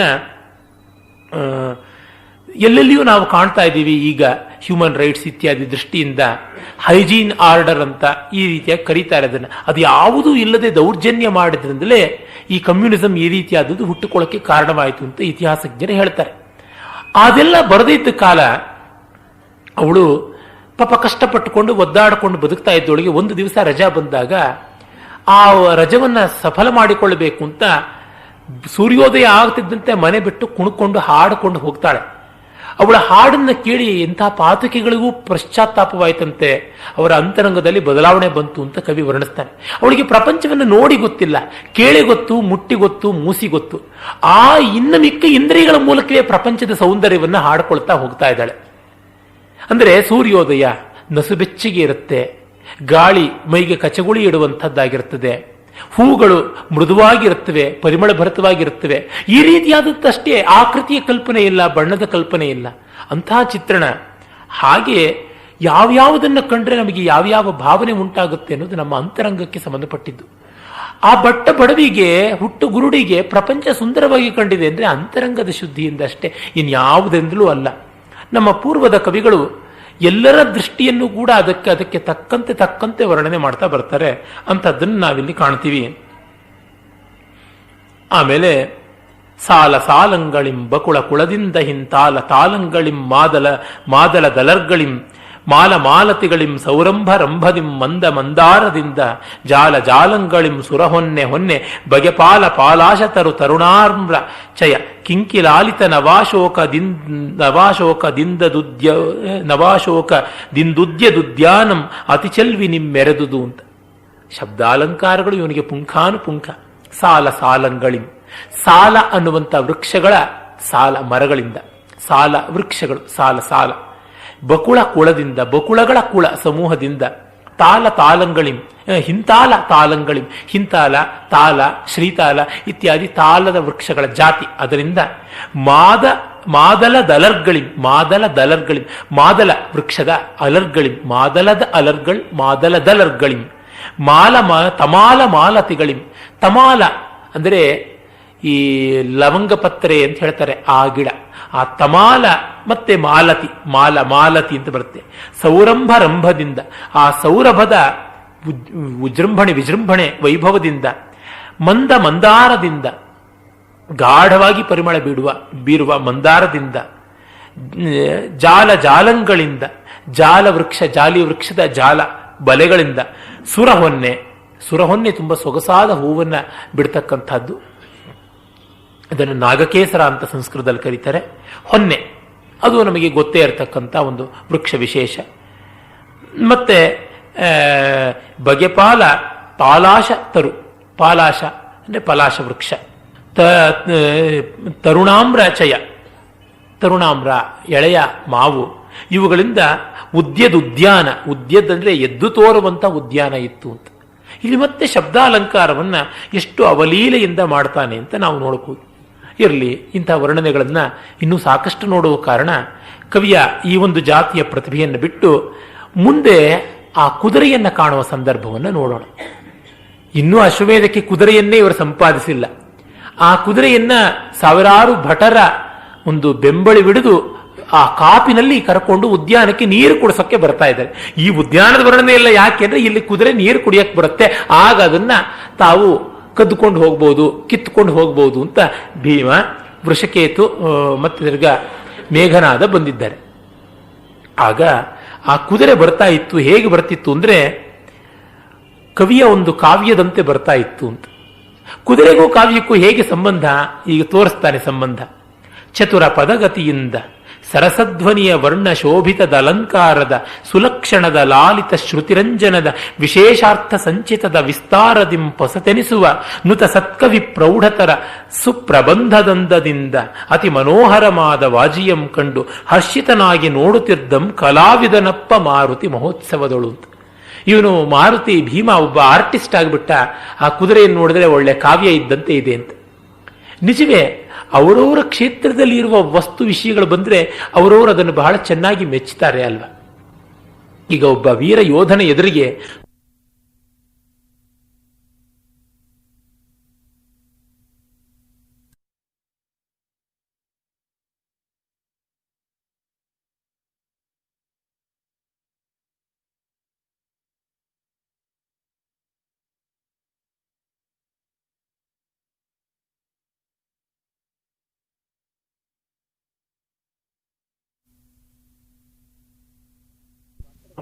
ಒಂದು ಸ್ವಲ್ಪ ಮಾತ್ರ ವ್ಯತ್ಯಾಸ ಅಂತ ಹೇಳ್ಬಿಟ್ಟು ಅನ್ನುವಂಥದ್ದು. ಇದು ನಮ್ಮ ಆಸಕ್ತಿ ಇರುವಂಥ ವಿಷಯಗಳಲ್ಲಿ ನಾವು ತೋರುವಂಥ ಉತ್ಸಾಹ. ಈಗ ನೋಡಿ, ಒಂದು ರೋಗದ ಬಗ್ಗೆ ಇಬ್ಬರು ಡಾಕ್ಟರ್ಗಳು ಎಷ್ಟು ಚೆನ್ನಾಗಿ ಮಾತಾಡ್ಕೋತಾರೆ. ಈ ರೋಗ ನಮಗೆ ಯಾತಕ್ಕೆ ಅಂತ ನಮಗನ್ಸುತ್ತೆ. ಜೀವನ ಅನುಭವದ ದೃಷ್ಟಿಕೋನದಿಂದ ಅವೆಲ್ಲ ಬರುವಂಥದ್ದು. ಕುದುರೆ ಒಳ್ಳೆಯ ಹೆಜ್ಜೆ ಇಟ್ಟುಕೊಂಡು ಬರ್ತಾ ಇತ್ತಂತೆ. ಅದು ಚತುರ ಪದಗತಿಯಿಂದ. ಕುದುರೆಗಳ ಲಕ್ಷಣವನ್ನು ಕುರಿತು ಅನೇಕ ಗ್ರಂಥಗಳು ಸಂಸ್ಕೃತದಲ್ಲಿವೆ. ಶಾಲಿಹೋತ್ತರ ಅಂತ ಒಬ್ಬ ಋಷಿ ಅಶ್ವಶಾಸ್ತ್ರ ಬರೆದ. ಕನ್ನಡದಲ್ಲಿ ಚಂದ್ರರಾಜ ಅನ್ನುವ ಕವಿ ಸುಮಾರು 800 ವರ್ಷಗಳ ಹಿಂದೆಯೇ ಅಶ್ವಶಾಸ್ತ್ರ ಅನ್ನುವ ಗ್ರಂಥ ಬರೆದಿದ್ದಾನೆ. ಬಗೆಬಗೆಯಾದ ಛಂದಸ್ಸುಗಳಲ್ಲಿ, ಬಗೆಬಗೆಯಾದ ಚಿತ್ರಕವಿತೆಯಲ್ಲಿ ಬರೆದಿದ್ದಾನೆ. ಹಾಗಲ್ಲದೆ ವಿಶ್ವಕೋಶ ಸದೃಶವಾದಂತಹ ನಮ್ಮ ಕನ್ನಡ ನಾಡಿನದೇ ಆದ ಸೋಮೇಶ್ವರನ ಮಾನಸೋಲ್ಲಾಸ ಅಥವಾ ಅಭಿಲಷಿತಾರ್ಥ ಚಿಂತಾಮಣಿಯಲ್ಲಿ, ಆಮೇಲೆ ಬಸವ ಭೂಪಾಲಕನ ಶಿವತತ್ವ ರತ್ನಾಕರದಲ್ಲಿ ಇಲ್ಲೆಲ್ಲ ಕಾಣಿಸುತ್ತೆ ಅಶ್ವ ಲಕ್ಷಣದ ಬಗ್ಗೆ. ಆ ಕುದುರೆ ಹೆಜ್ಜೆ ಹೇಗಿಡಬೇಕು ಅಂತಂದ್ರೆ ಒಂದು ರಿದಮಿಕ್ ಪ್ಯಾಟರ್ನ್ ಇಡಬೇಕು ಅಂತ. ಯಾವ ಕಾಲನ್ನು ಮುಂದೆ ಇಡುತ್ತೆ, ಯಾವ ಕಾಲನ್ನು ಹಿಂದೆ ಇಡುತ್ತೆ, ಎಷ್ಟು ಅಂತರದಲ್ಲಿ ಇಡುತ್ತೆ, ಅದೆಲ್ಲ ಬಹಳ ಮುಖ್ಯ. ಮತ್ತೆ ಅದು ಗ್ಯಾಲಪ್ ಮಾಡುವಾಗ 2 ಗೊರಸುಗಳನ್ನು ಇಟ್ಟು ಹಾರತ್ಯ ಅಥವಾ ಹಿಂದೆ ಮುಂದಾಗಿಡುತ್ತ್ಯಾ, ಜೋಡಿಸಿ ಇಡುತ್ತ್ಯಾ, ಇವನ್ನೆಲ್ಲ ನೋಡಬೇಕಾದದ್ದು ಉಂಟು ಅಂತ. ಈ ರೇಸ್ಗಳಿಗೆಲ್ಲ ಕುದುರೆಗಳನ್ನ ತರಬೇತಿ ಮಾಡುವವರು ಈ ಸೂಕ್ಷ್ಮತೆಗಳನ್ನೆಲ್ಲ ಗಮನಿಸ್ತಾರೆ ಅಂತ ಈಚಿನ horse breeding and horse training ಪುಸ್ತಕಗಳಲ್ಲಿ ಕೂಡ ನಾವು ಕಾಣಬಹುದು. ಚತುರ ಪದಗತಿಯಿಂದ, ಒಳ್ಳೆಯ ಪದಗತಿ ಇತ್ತು. ಅಶ್ವಮೇಧದ ಕುದುರೆಗೆ ಅದು ಒಂದು ಮುಖ್ಯ ಕ್ವಾಲಿಫಿಕೇಶನ್. ಒಳ್ಳೆ ನಡಿಗೆ ಇರಬೇಕು. ಕೆಲವರು ಬಹಳ ಸುಂದರವಾಗಿ ಕಾಣಿಸ್ತಾರೆ, ಗಂಡಸರಾಗ್ಲಿ ಹೆಂಗಸರಾಗ್ಲಿ, ಆದರೆ ನಡಿಗೆ ಹೇಗೇಗೋ ಇರುತ್ತೆ, ಅಷ್ಟಾವಕ್ರ ಡೊಂಕು ಡೊಂಕಾಗಿ ಹೇಗೇಗೋ ಇರುತ್ತೆ. ನಡಿಗೆ ಗ್ರೇಸ್ ಬಹಳ ಮುಖ್ಯ. ಅದಕ್ಕೆ ಈಗ ಕ್ಯಾಟ್ ವಾಕ್ ಅಂತೆ, ರ್ಯಾಟ್ ವಾಕ್ ಅಂತೆ ಎಲ್ಲವನ್ನು ಕೂಡ ಈ ಆ ಒಂದು ಅದನ್ನ ರ್ಯಾಪ್ ಅಂತ ಕರೀತಾರಲ್ವಾ, ಅದರ ಮೇಲೆ ಮಾಡುವಂಥದ್ದು ನಾವೀಗ ನೋಡ್ತಾ ಇದ್ದೀವಿ. ಅದು ಚೆನ್ನಾಗಿರೋದಿಲ್ಲ. ನಾನಂತೂ ಫ್ಯಾಷನ್ ಚಾನೆಲ್ ಸಾಕಷ್ಟು ಬಾರಿ ನೋಡಿದ್ದೀನಿ ಅವ್ರ ನಡಿಗೆಗಳು ಹೇಗಿರುತ್ತೆ ಅಂತ. ನಮ್ಮ ಶಾಸ್ತ್ರೀಯವಾದ ಯಾವ ನಡಿಗೆನೂ ಇಲ್ಲ. ನಿಜವಾಗಿ ಬದ್ಧ, ವಿಚ್ಯವ, ಚಿನ್ನ ಈ ಭೂಮಿಚಾರಿಗಳನ್ನು ಮಾಡ್ತಾ ನಡೆದು ಬರುವಾಗ ನೋಡಬೇಕು ಅದರ ಸೌಂದರ್ಯ ಎಂಥದ್ದಾಗಿರುತ್ತೆ ಅಂತ. ಆ ನಡಿಗೆಯಲ್ಲಿರುವ ಸೌಂದರ್ಯವೇ ಸೌಂದರ್ಯ. ಅದು ಇಲ್ಲೆಲ್ಲೂ ಕಾಣಿಸ್ಲಿಲ್ಲ ನಮಗೆ. ಈ ಕುದುರೆ ಆ ಥರ ಬರ್ತಾ ಇತ್ತು ಚತುರ ಪದಗತಿಯಿಂದ. ಕಾವ್ಯದಲ್ಲಿ ಚತುರವಾದ ಪದ, ಶಬ್ದಗಳ ಗತಿ, ಪದಗಳು ಒಂದಕ್ಕೊಂದಕ್ಕೆ ಅನ್ಯೋನ್ಯವಾಗಿ ಇರಬೇಕು. ಎಂತೆಂಥದ್ದೋ ಪದಗಳನ್ನು ಇಟ್ಟುಬಿಟ್ರೆ ಆಗೋದಿಲ್ಲ. ಒಂದಾದ ಮೇಲೆ ಒಂದು ಎಷ್ಟು ಚೆನ್ನಾಗಿ ಬರಬೇಕು ಅಂತಂದ್ರೆ, ಸುಮ್ಮನೆ ಲಕ್ಷ್ಮೀಶನ ಇನ್ನೊಂದು ಪದ್ಯವನ್ನು ನಿಮಗೆ ತೋರಿಸ್ತೀನಿ. ಕೃಷ್ಣ ಬಂದಾಗ ಅವನನ್ನು ಹೊಗಳುವುದು. ಕಮಲದಳ ನಯನ ಕಾಲಿಯ ಮಥನ ಕಿಸಲಯೋಪಮಚರಣ ಕೀಶಪತಿ ಸೇವ್ಯ ಕುಜಹರ ಕೂರ್ಮಸಮ ಸತ್ಕಪೋಲ ಕೇಯೂರಧರ ಕೈರವಶ್ಯಾಮ ಕೋಕನದ ಗೃಹೆಯ ರಮಣ ಕೌಸ್ತುಭ ಸುಶೋಭ ಕಂಬು ಚಕ್ರ ಗದಾಬ್ಜ ವಿಮಲಕರ ಕಸ್ತೂರಿಕಾತಿಲಕ ಕಾವುದೆಂದಮಿತ ಪ್ರಭಾಮೂರ್ತಿಯಂ ನುತಿಸಲಾತನಂ ಹರಿನೆಗಪಿದಂ ಕೃಪೆಯುಳು. ಇಲ್ಲಿ ಒಂದು ಸ್ವಾರಸ್ಯ ನೋಡಿ. ಕಮಲದಳ ನಯನ ಕ ಬಂತು, ಕಾಲಿಯ ಮಥನ ಕಾ ಬಂತು, ಕಿಸಲಯೋಪಮಚರಣ ಕಿ ಬಂತು, ಕೀಶಪತಿ ಸೇವ್ಯ ಕೀ ಬಂತು, ಕುಜಹರ ಕೂರ್ಮಸಮ ಕಪೋಲ ಅನ್ನುವಾಗ ಕುಜಹರ ಕೂರ್ಮಸಮ ಕಪೋಲ ಕೂ ಬಂತು. ಆಮೇಲಿಂದ ಕೆ ಇಲ್ಲ. ಯಾಕೆ ಅಂದ್ರೆ ಸಂಸ್ಕೃತದ ವರ್ಣಮಾಲೆಯನ್ನು ಇವನು ಫಾಲೋ ಮಾಡ್ತಿದ್ದಾನೆ. ಅದರೊಳಗೆ ಕೆ ಕೈ ಕೋ ಕೌ ಅಂತ ಬರುತ್ತೆ, ಕೆ ಕೈ ಕೋ ಕೌ ಅಂತ ಬರೋದಿಲ್ಲ. ಹಾಗಾಗಿ ಕೇಯೂರಧರ ಕೈರವಶ್ಯಾಮ ಕೋಕನದ ಗೃಹೆಯ ಕೋ ಬಂತು, ಕೌಸ್ತುಭ ಶೋಭ ಕಂಬುಚಕ್ರ ಗದಾಬ್ಜ ವಿಮಲಕರ ಕಹ್ ಬೇಕು, ಅದಕ್ಕೆ ಕಸ್ತೂರಿಕಾ ತಿಲಕ, ಕಸ್ತೂರಿಕಾ ಕಸ್ ಅನ್ನೋಲ್ಲಿ ಕಹ್ ವಿಸರ್ಗ ಬಂತು. ಹೀಗೆ ಕ ಇಂದ ಕಹವರೆಗೂ 14 ಸ್ವರಗಳನ್ನ ಸೇರಿಸಿದ್ದಾನೆ. ಇದು ಚತುರ ಪದಗತಿ ಅಂತ ಹೇಳ್ಬೋದು. ಈ ರೀತಿಯಾದಂಥ ಇದನ್ನು ಗುಣಿತಾಕ್ಷರಿ ಅಂತ ಹೇಳ್ತಾರೆ. ಎಲ್ಲ ಅವನಿಗೆ ತುಂಬಾ ಅಗ್ಗದ ಆಟ, ಏನು ಕಷ್ಟವೇ ಇಲ್ಲ ಅವನ ಪಾಲಿಗೆ. ಒಳ್ಳೆಯ ಪದಗತಿ ಇರಬೇಕು. ಸರಸಧ್ವನಿಯ ವರ್ಣ ಶೋಭಿತದ ಅಲಂಕಾರದ ಸರಸಧ್ವನಿಯ ವರ್ಣಗಳು ಇರಬೇಕು, ಇಂಪಾದಂತಹ ಶಬ್ದಗಳಿರಬೇಕು. ಜೊತೆಗೆ ಕುದುರೆಗೆ ಸರಸಧ್ವನಿಯ ವರ್ಣಶೋಭಿತದ ಅಲಂಕಾರದ, ಅದರ ಅಲಂಕಾರ ಬಣ್ಣ ಬಣ್ಣದ ಅಲಂಕಾರ ಒಳ್ಳೆ ಶಬ್ದ ಮಾಡ್ತಾ ಇತ್ತು ಅಂದ್ರೆ ಗೆಜ್ಜೆ ಸರ, ಗಂಟೆ ಸರ ಇವನ್ನೆಲ್ಲ ಕಟ್ಟಿದ್ರು ಅಂತ. ಕುದುರೆಗಳಿಗೆ ಅವನ್ನೆಲ್ಲ ಕಟ್ತಾರೆ, ಆನೆಗಳಿಗೆ ಕಟ್ತಾರೆ, ಮತ್ತು ದನಗಳಿಗೂ ಕಟ್ತಾರೆ. ಇವೆಲ್ಲ ಧ್ವನಿ ಮಾಡುವಂಥ ಅಲಂಕಾರಗಳು. ಇಂಥದ್ದು ಒಂದು ಇದೆ ಅಂತ. ಜೊತೆಗೆ ಅಲಂಕಾರ ಅನ್ನುವಲ್ಲಿ ಕಾವ್ಯಾಲಂಕಾರ, ಶಬ್ದಾಲಂಕಾರ, ಅರ್ಥಾಲಂಕಾರ ಇವು ಸುಲಕ್ಷಣದ. ಕಾವ್ಯಕ್ಕೆ ಒಳ್ಳೆ ಲಕ್ಷಣ ಇರಬೇಕು. ನಾಟ್ಯಶಾಸ್ತ್ರದಲ್ಲಿ ಭರತ 36 ಲಕ್ಷಣಗಳನ್ನು ಹೇಳ್ತಾನೆ, ಅದು ಕಾವ್ಯದಲ್ಲಿ ಹೇಗಿರಬೇಕು ಅಂತ. ಕುದುರೆಗಳಿಗೂ ಹಾಗೇನೆ ಅನೇಕ ಲಕ್ಷಣಗಳು ಉಂಟು. ಇವನ್ನೆಲ್ಲ ಇಂಥ ಸುಳಿ ಹೀಗಿರಬೇಕು ಅದೆಲ್ಲ ಬಹಳ ವಿಸ್ತಾರವಾಗಿ ಬರುತ್ತೆ. ಲಾಲಿತ ಶ್ರುತಿರಂಜನದ ಮತ್ತು ಶ್ರುತಿರಂಜಕವಾದದ್ದು. ಆ ಕುದುರೆ ಕೆನೆದರೂ ಕೂಡ ಚೆನ್ನಾಗಿರಬೇಕು. ಮತ್ತು ಕಾವ್ಯದಲ್ಲಿ ಶ್ರುತಿರಂಜನ ವೇದದ ಸಂದೇಶಕ್ಕೆ ಅನುಗುಣವಾಗಿರಬೇಕು ಅಂತ ಒಂದರ್ಥ. ಸೊಗಸಾಗಿರುವ ಇಂಪು ಇರಬೇಕು ಅದರ ಪ್ರತಿಯ ಛಂದೋಗತಿಯಲ್ಲಿ ಅಂತ. ವಿಶೇಷಾರ್ಥ ಸಂಚಿತದ, ಈ ಕುದುರೆ ತುಂಬ ವಿಶೇಷವಾದ ಅರ್ಥ ಸಂಚಿತ, ಬೆಲೆ ಬಾಳುವಂಥ ಕುದುರೆ. ಕಾವ್ಯದಲ್ಲಿ ಅರ್ಥ ಸ್ವಾರಸ್ಯ ಜಾಸ್ತಿ ಇರಬೇಕು ಅಂತ. ಹೀಗಾಗಿ ಸತ್ಕವಿ ಪ್ರೌಢತರ ಸುಪ್ರಬಂಧದ ಹಾಗೆ ಕಾಣಿಸ್ತಾ ಇತ್ತು ಅಂತ ಮ್ಯಾಚ್ ಮಾಡ್ತಾನೆ. ಶಂಕರರ ಶಿವಾನಂದ ಲಹರಿಯ ಕಡೆಯಲ್ಲಿ ಒಂದು ಪದ್ಯ ಬರುತ್ತೆ, ನನ್ನ ಕಾವ್ಯ ಕನ್ಯಕೆಯನ್ನ ನೀನು ಮದುವೆ ಆಗು ಅಂತ.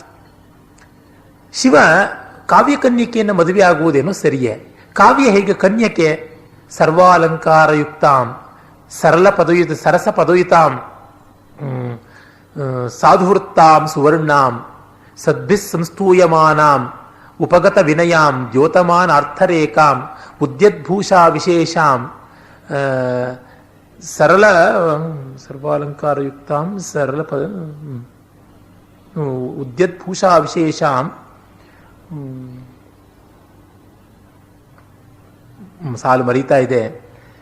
ಸರ್ವಾಲಂಕಾರಯುಕ್ತಾಂ ಸರಳ ಪದಯುತಾಂ ಸಾಧುವೃತ್ತಾಂ ಸುವರ್ಣಾಂ ಸದ್ಭಿಸ್ ಸಂಸ್ತೂಯಮಾನಾಂ ಉಪಗತ ವಿನಯಾಂ ದ್ಯೋತಮಾನಾರ್ಥರೇಖಾಂ ಉದ್ಯದ್ಭೂಷಾ ವಿಶೇಷಾಂ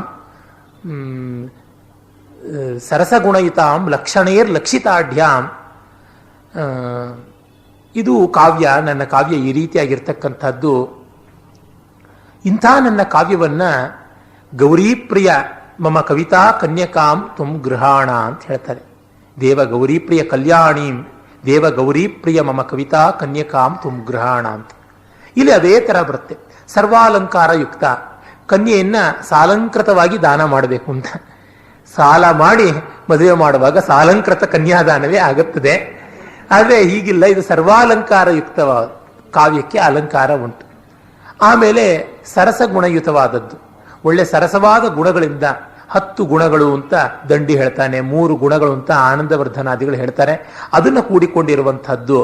ಮತ್ತೆ ಸಾಧು ವೃತ್ತ, ಒಳ್ಳೆಯ ನಡವಳಿಕೆ. ವೃತ್ತ ಅಂದ್ರೆ ನಡವಳಿಕೆ, ಸದ್ವೃತ್ತ ಸಾಧುವೃತ್ತವಾದದ್ದು. ವೃತ್ತ ಅಂದ್ರೆ ಛಂದಸ್ಸು, ಒಳ್ಳೆಯ ಛಂದಸ್ಸುಗಳಿರುವಂತಹದ್ದು. ಸುವರ್ಣಾಂ, ಒಳ್ಳೆ ಬಂಗಾರದ ಬಣ್ಣದ ಹುಡುಗಿಯವಳು ಅಂತ. ಲಿಂಬೆ ಬಣ್ಣದ ಹುಡುಗಿ. ಅದೇ ತರಹ ಒಳ್ಳೆಯ ಅಕ್ಷರಗಳಿಂದ ಕೂಡಿರುವಂಥದ್ದು ಕಾವ್ಯ. ಮತ್ತೆ ಸದ್ಯ ಸಂಸ್ತೂಯಮಾನ 10 ಜನ ಈ ಕಾವ್ಯ ಚೆನ್ನಾಗಿದೆ ಅಂತ ಹೊಗಳ್ತಾರೆ ಅಂತ. ಇನ್ನೊಂದು, ಈ ಹುಡುಗಿ ಒಳ್ಳೆಯವಳಪ್ಪ, ಮದುವೆ ಮಾಡ್ಕೊಳ್ಳಿ ಅಂತ ರೆಕಮೆಂಡ್ ಮಾಡ್ತಾ ಇದ್ದಾರೆ. ಉಪಗತ ವಿನಯ, ಒಳ್ಳೆ ವಿನಯ ಇರ್ತಕ್ಕಂಥದ್ದು ಈ ಹುಡುಗಿಗೆ ಅಂತ. ಮತ್ತೆ ಉಪಗತ ವಿನಯಾಮ್ ಅಂತಂದ್ರೆ ವಿಶೇಷವಾದ ನಯ. ಕಾವ್ಯದಲ್ಲಿ ಒಂದು ನಯ ಉಂಟು.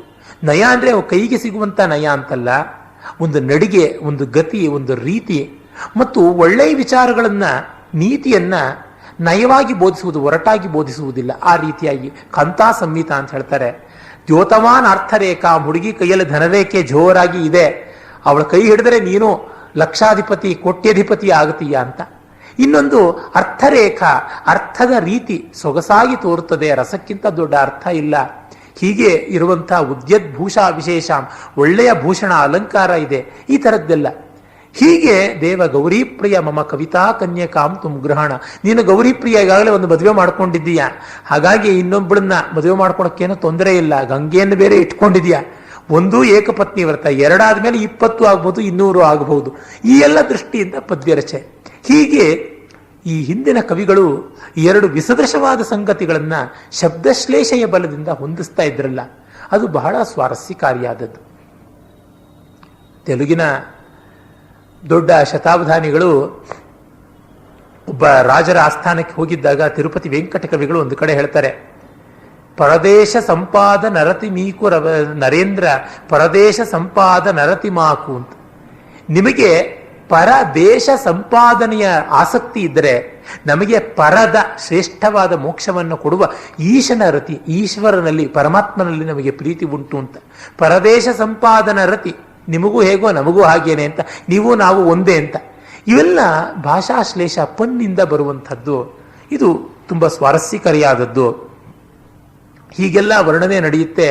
ಆಮೇಲೆ ಆ ಕುದುರೆಯನ್ನು ಅಪಹರಣ ಮಾಡಬೇಕು ಅಂತ ಮೇಘನಾದ ಬಂದು ಅಪಹರಿಸೋದಿಕ್ಕೆ ರಾಹು ಚಂದ್ರನನ್ನು ಎತ್ತುಕೊಂಡು ಹೋಗುವ ಹಾಗೆ ಆ ಮೇಘನಾದ ಕಪ್ಪಗಿರತಕ್ಕಂಥ ಘಟೋತ್ಕಚನ ಮಗ ಬೆಳ್ಳಗಿರುವ ಕುದುರೆಯನ್ನು ಆಕಾಶಕ್ಕೆ ತೆಗೆದುಕೊಂಡು ನೆಗೀತಾನೆ. ಆ ಹೊತ್ತಿಗೆ ದೇವಲೋಕದಲ್ಲಿ ಇರುವ ದೇವತೆಗಳೆಲ್ಲ ಇಲ್ಲಿ ಒಂದು ದೊಡ್ಡ ಯುದ್ಧ ಆಗುತ್ತೆ ಅಂತ ಬಂದು ನೆರೀತಾರೆ. ಈ ದೇವತೆಗಳಿಗೆ ನೋಡಿ ಏನು ಕೆಲಸ ಅಂದರೆ, ಅರಾಮಿತ್ರ ಅವರು ಒಂದು ಪ್ರಬಂಧವನ್ನೇ ಬರೆದಿದ್ದಾರೆ, ಬಾಲ್ಕನಿಯ ಬಂಧುಗಳು ಅಂತ. ನೋಡಿ, ಸುರಪತಿಗೆ ಭಿನ್ನಯಿಸೆ ನಸುನಗುತವಂ ದೇವರ್ಕಳೊಡಗೂಡಿ ಬಂದನಲ್ಲಿಗೆ ಸಮರಮಂ ನೋಡಲು ಅಂತ. ಇವರಿಗೆ ಯುದ್ಧ ಮಾಡೋಕ್ಕಾಗಲ್ಲ, ಆದರೆ ಬೇರೆಯವರು ಯುದ್ಧ ಮಾಡೋದನ್ನು ನೋಡೋದಕ್ಕೆ ಮಾತ್ರ ಬಹಳ ಇಷ್ಟ.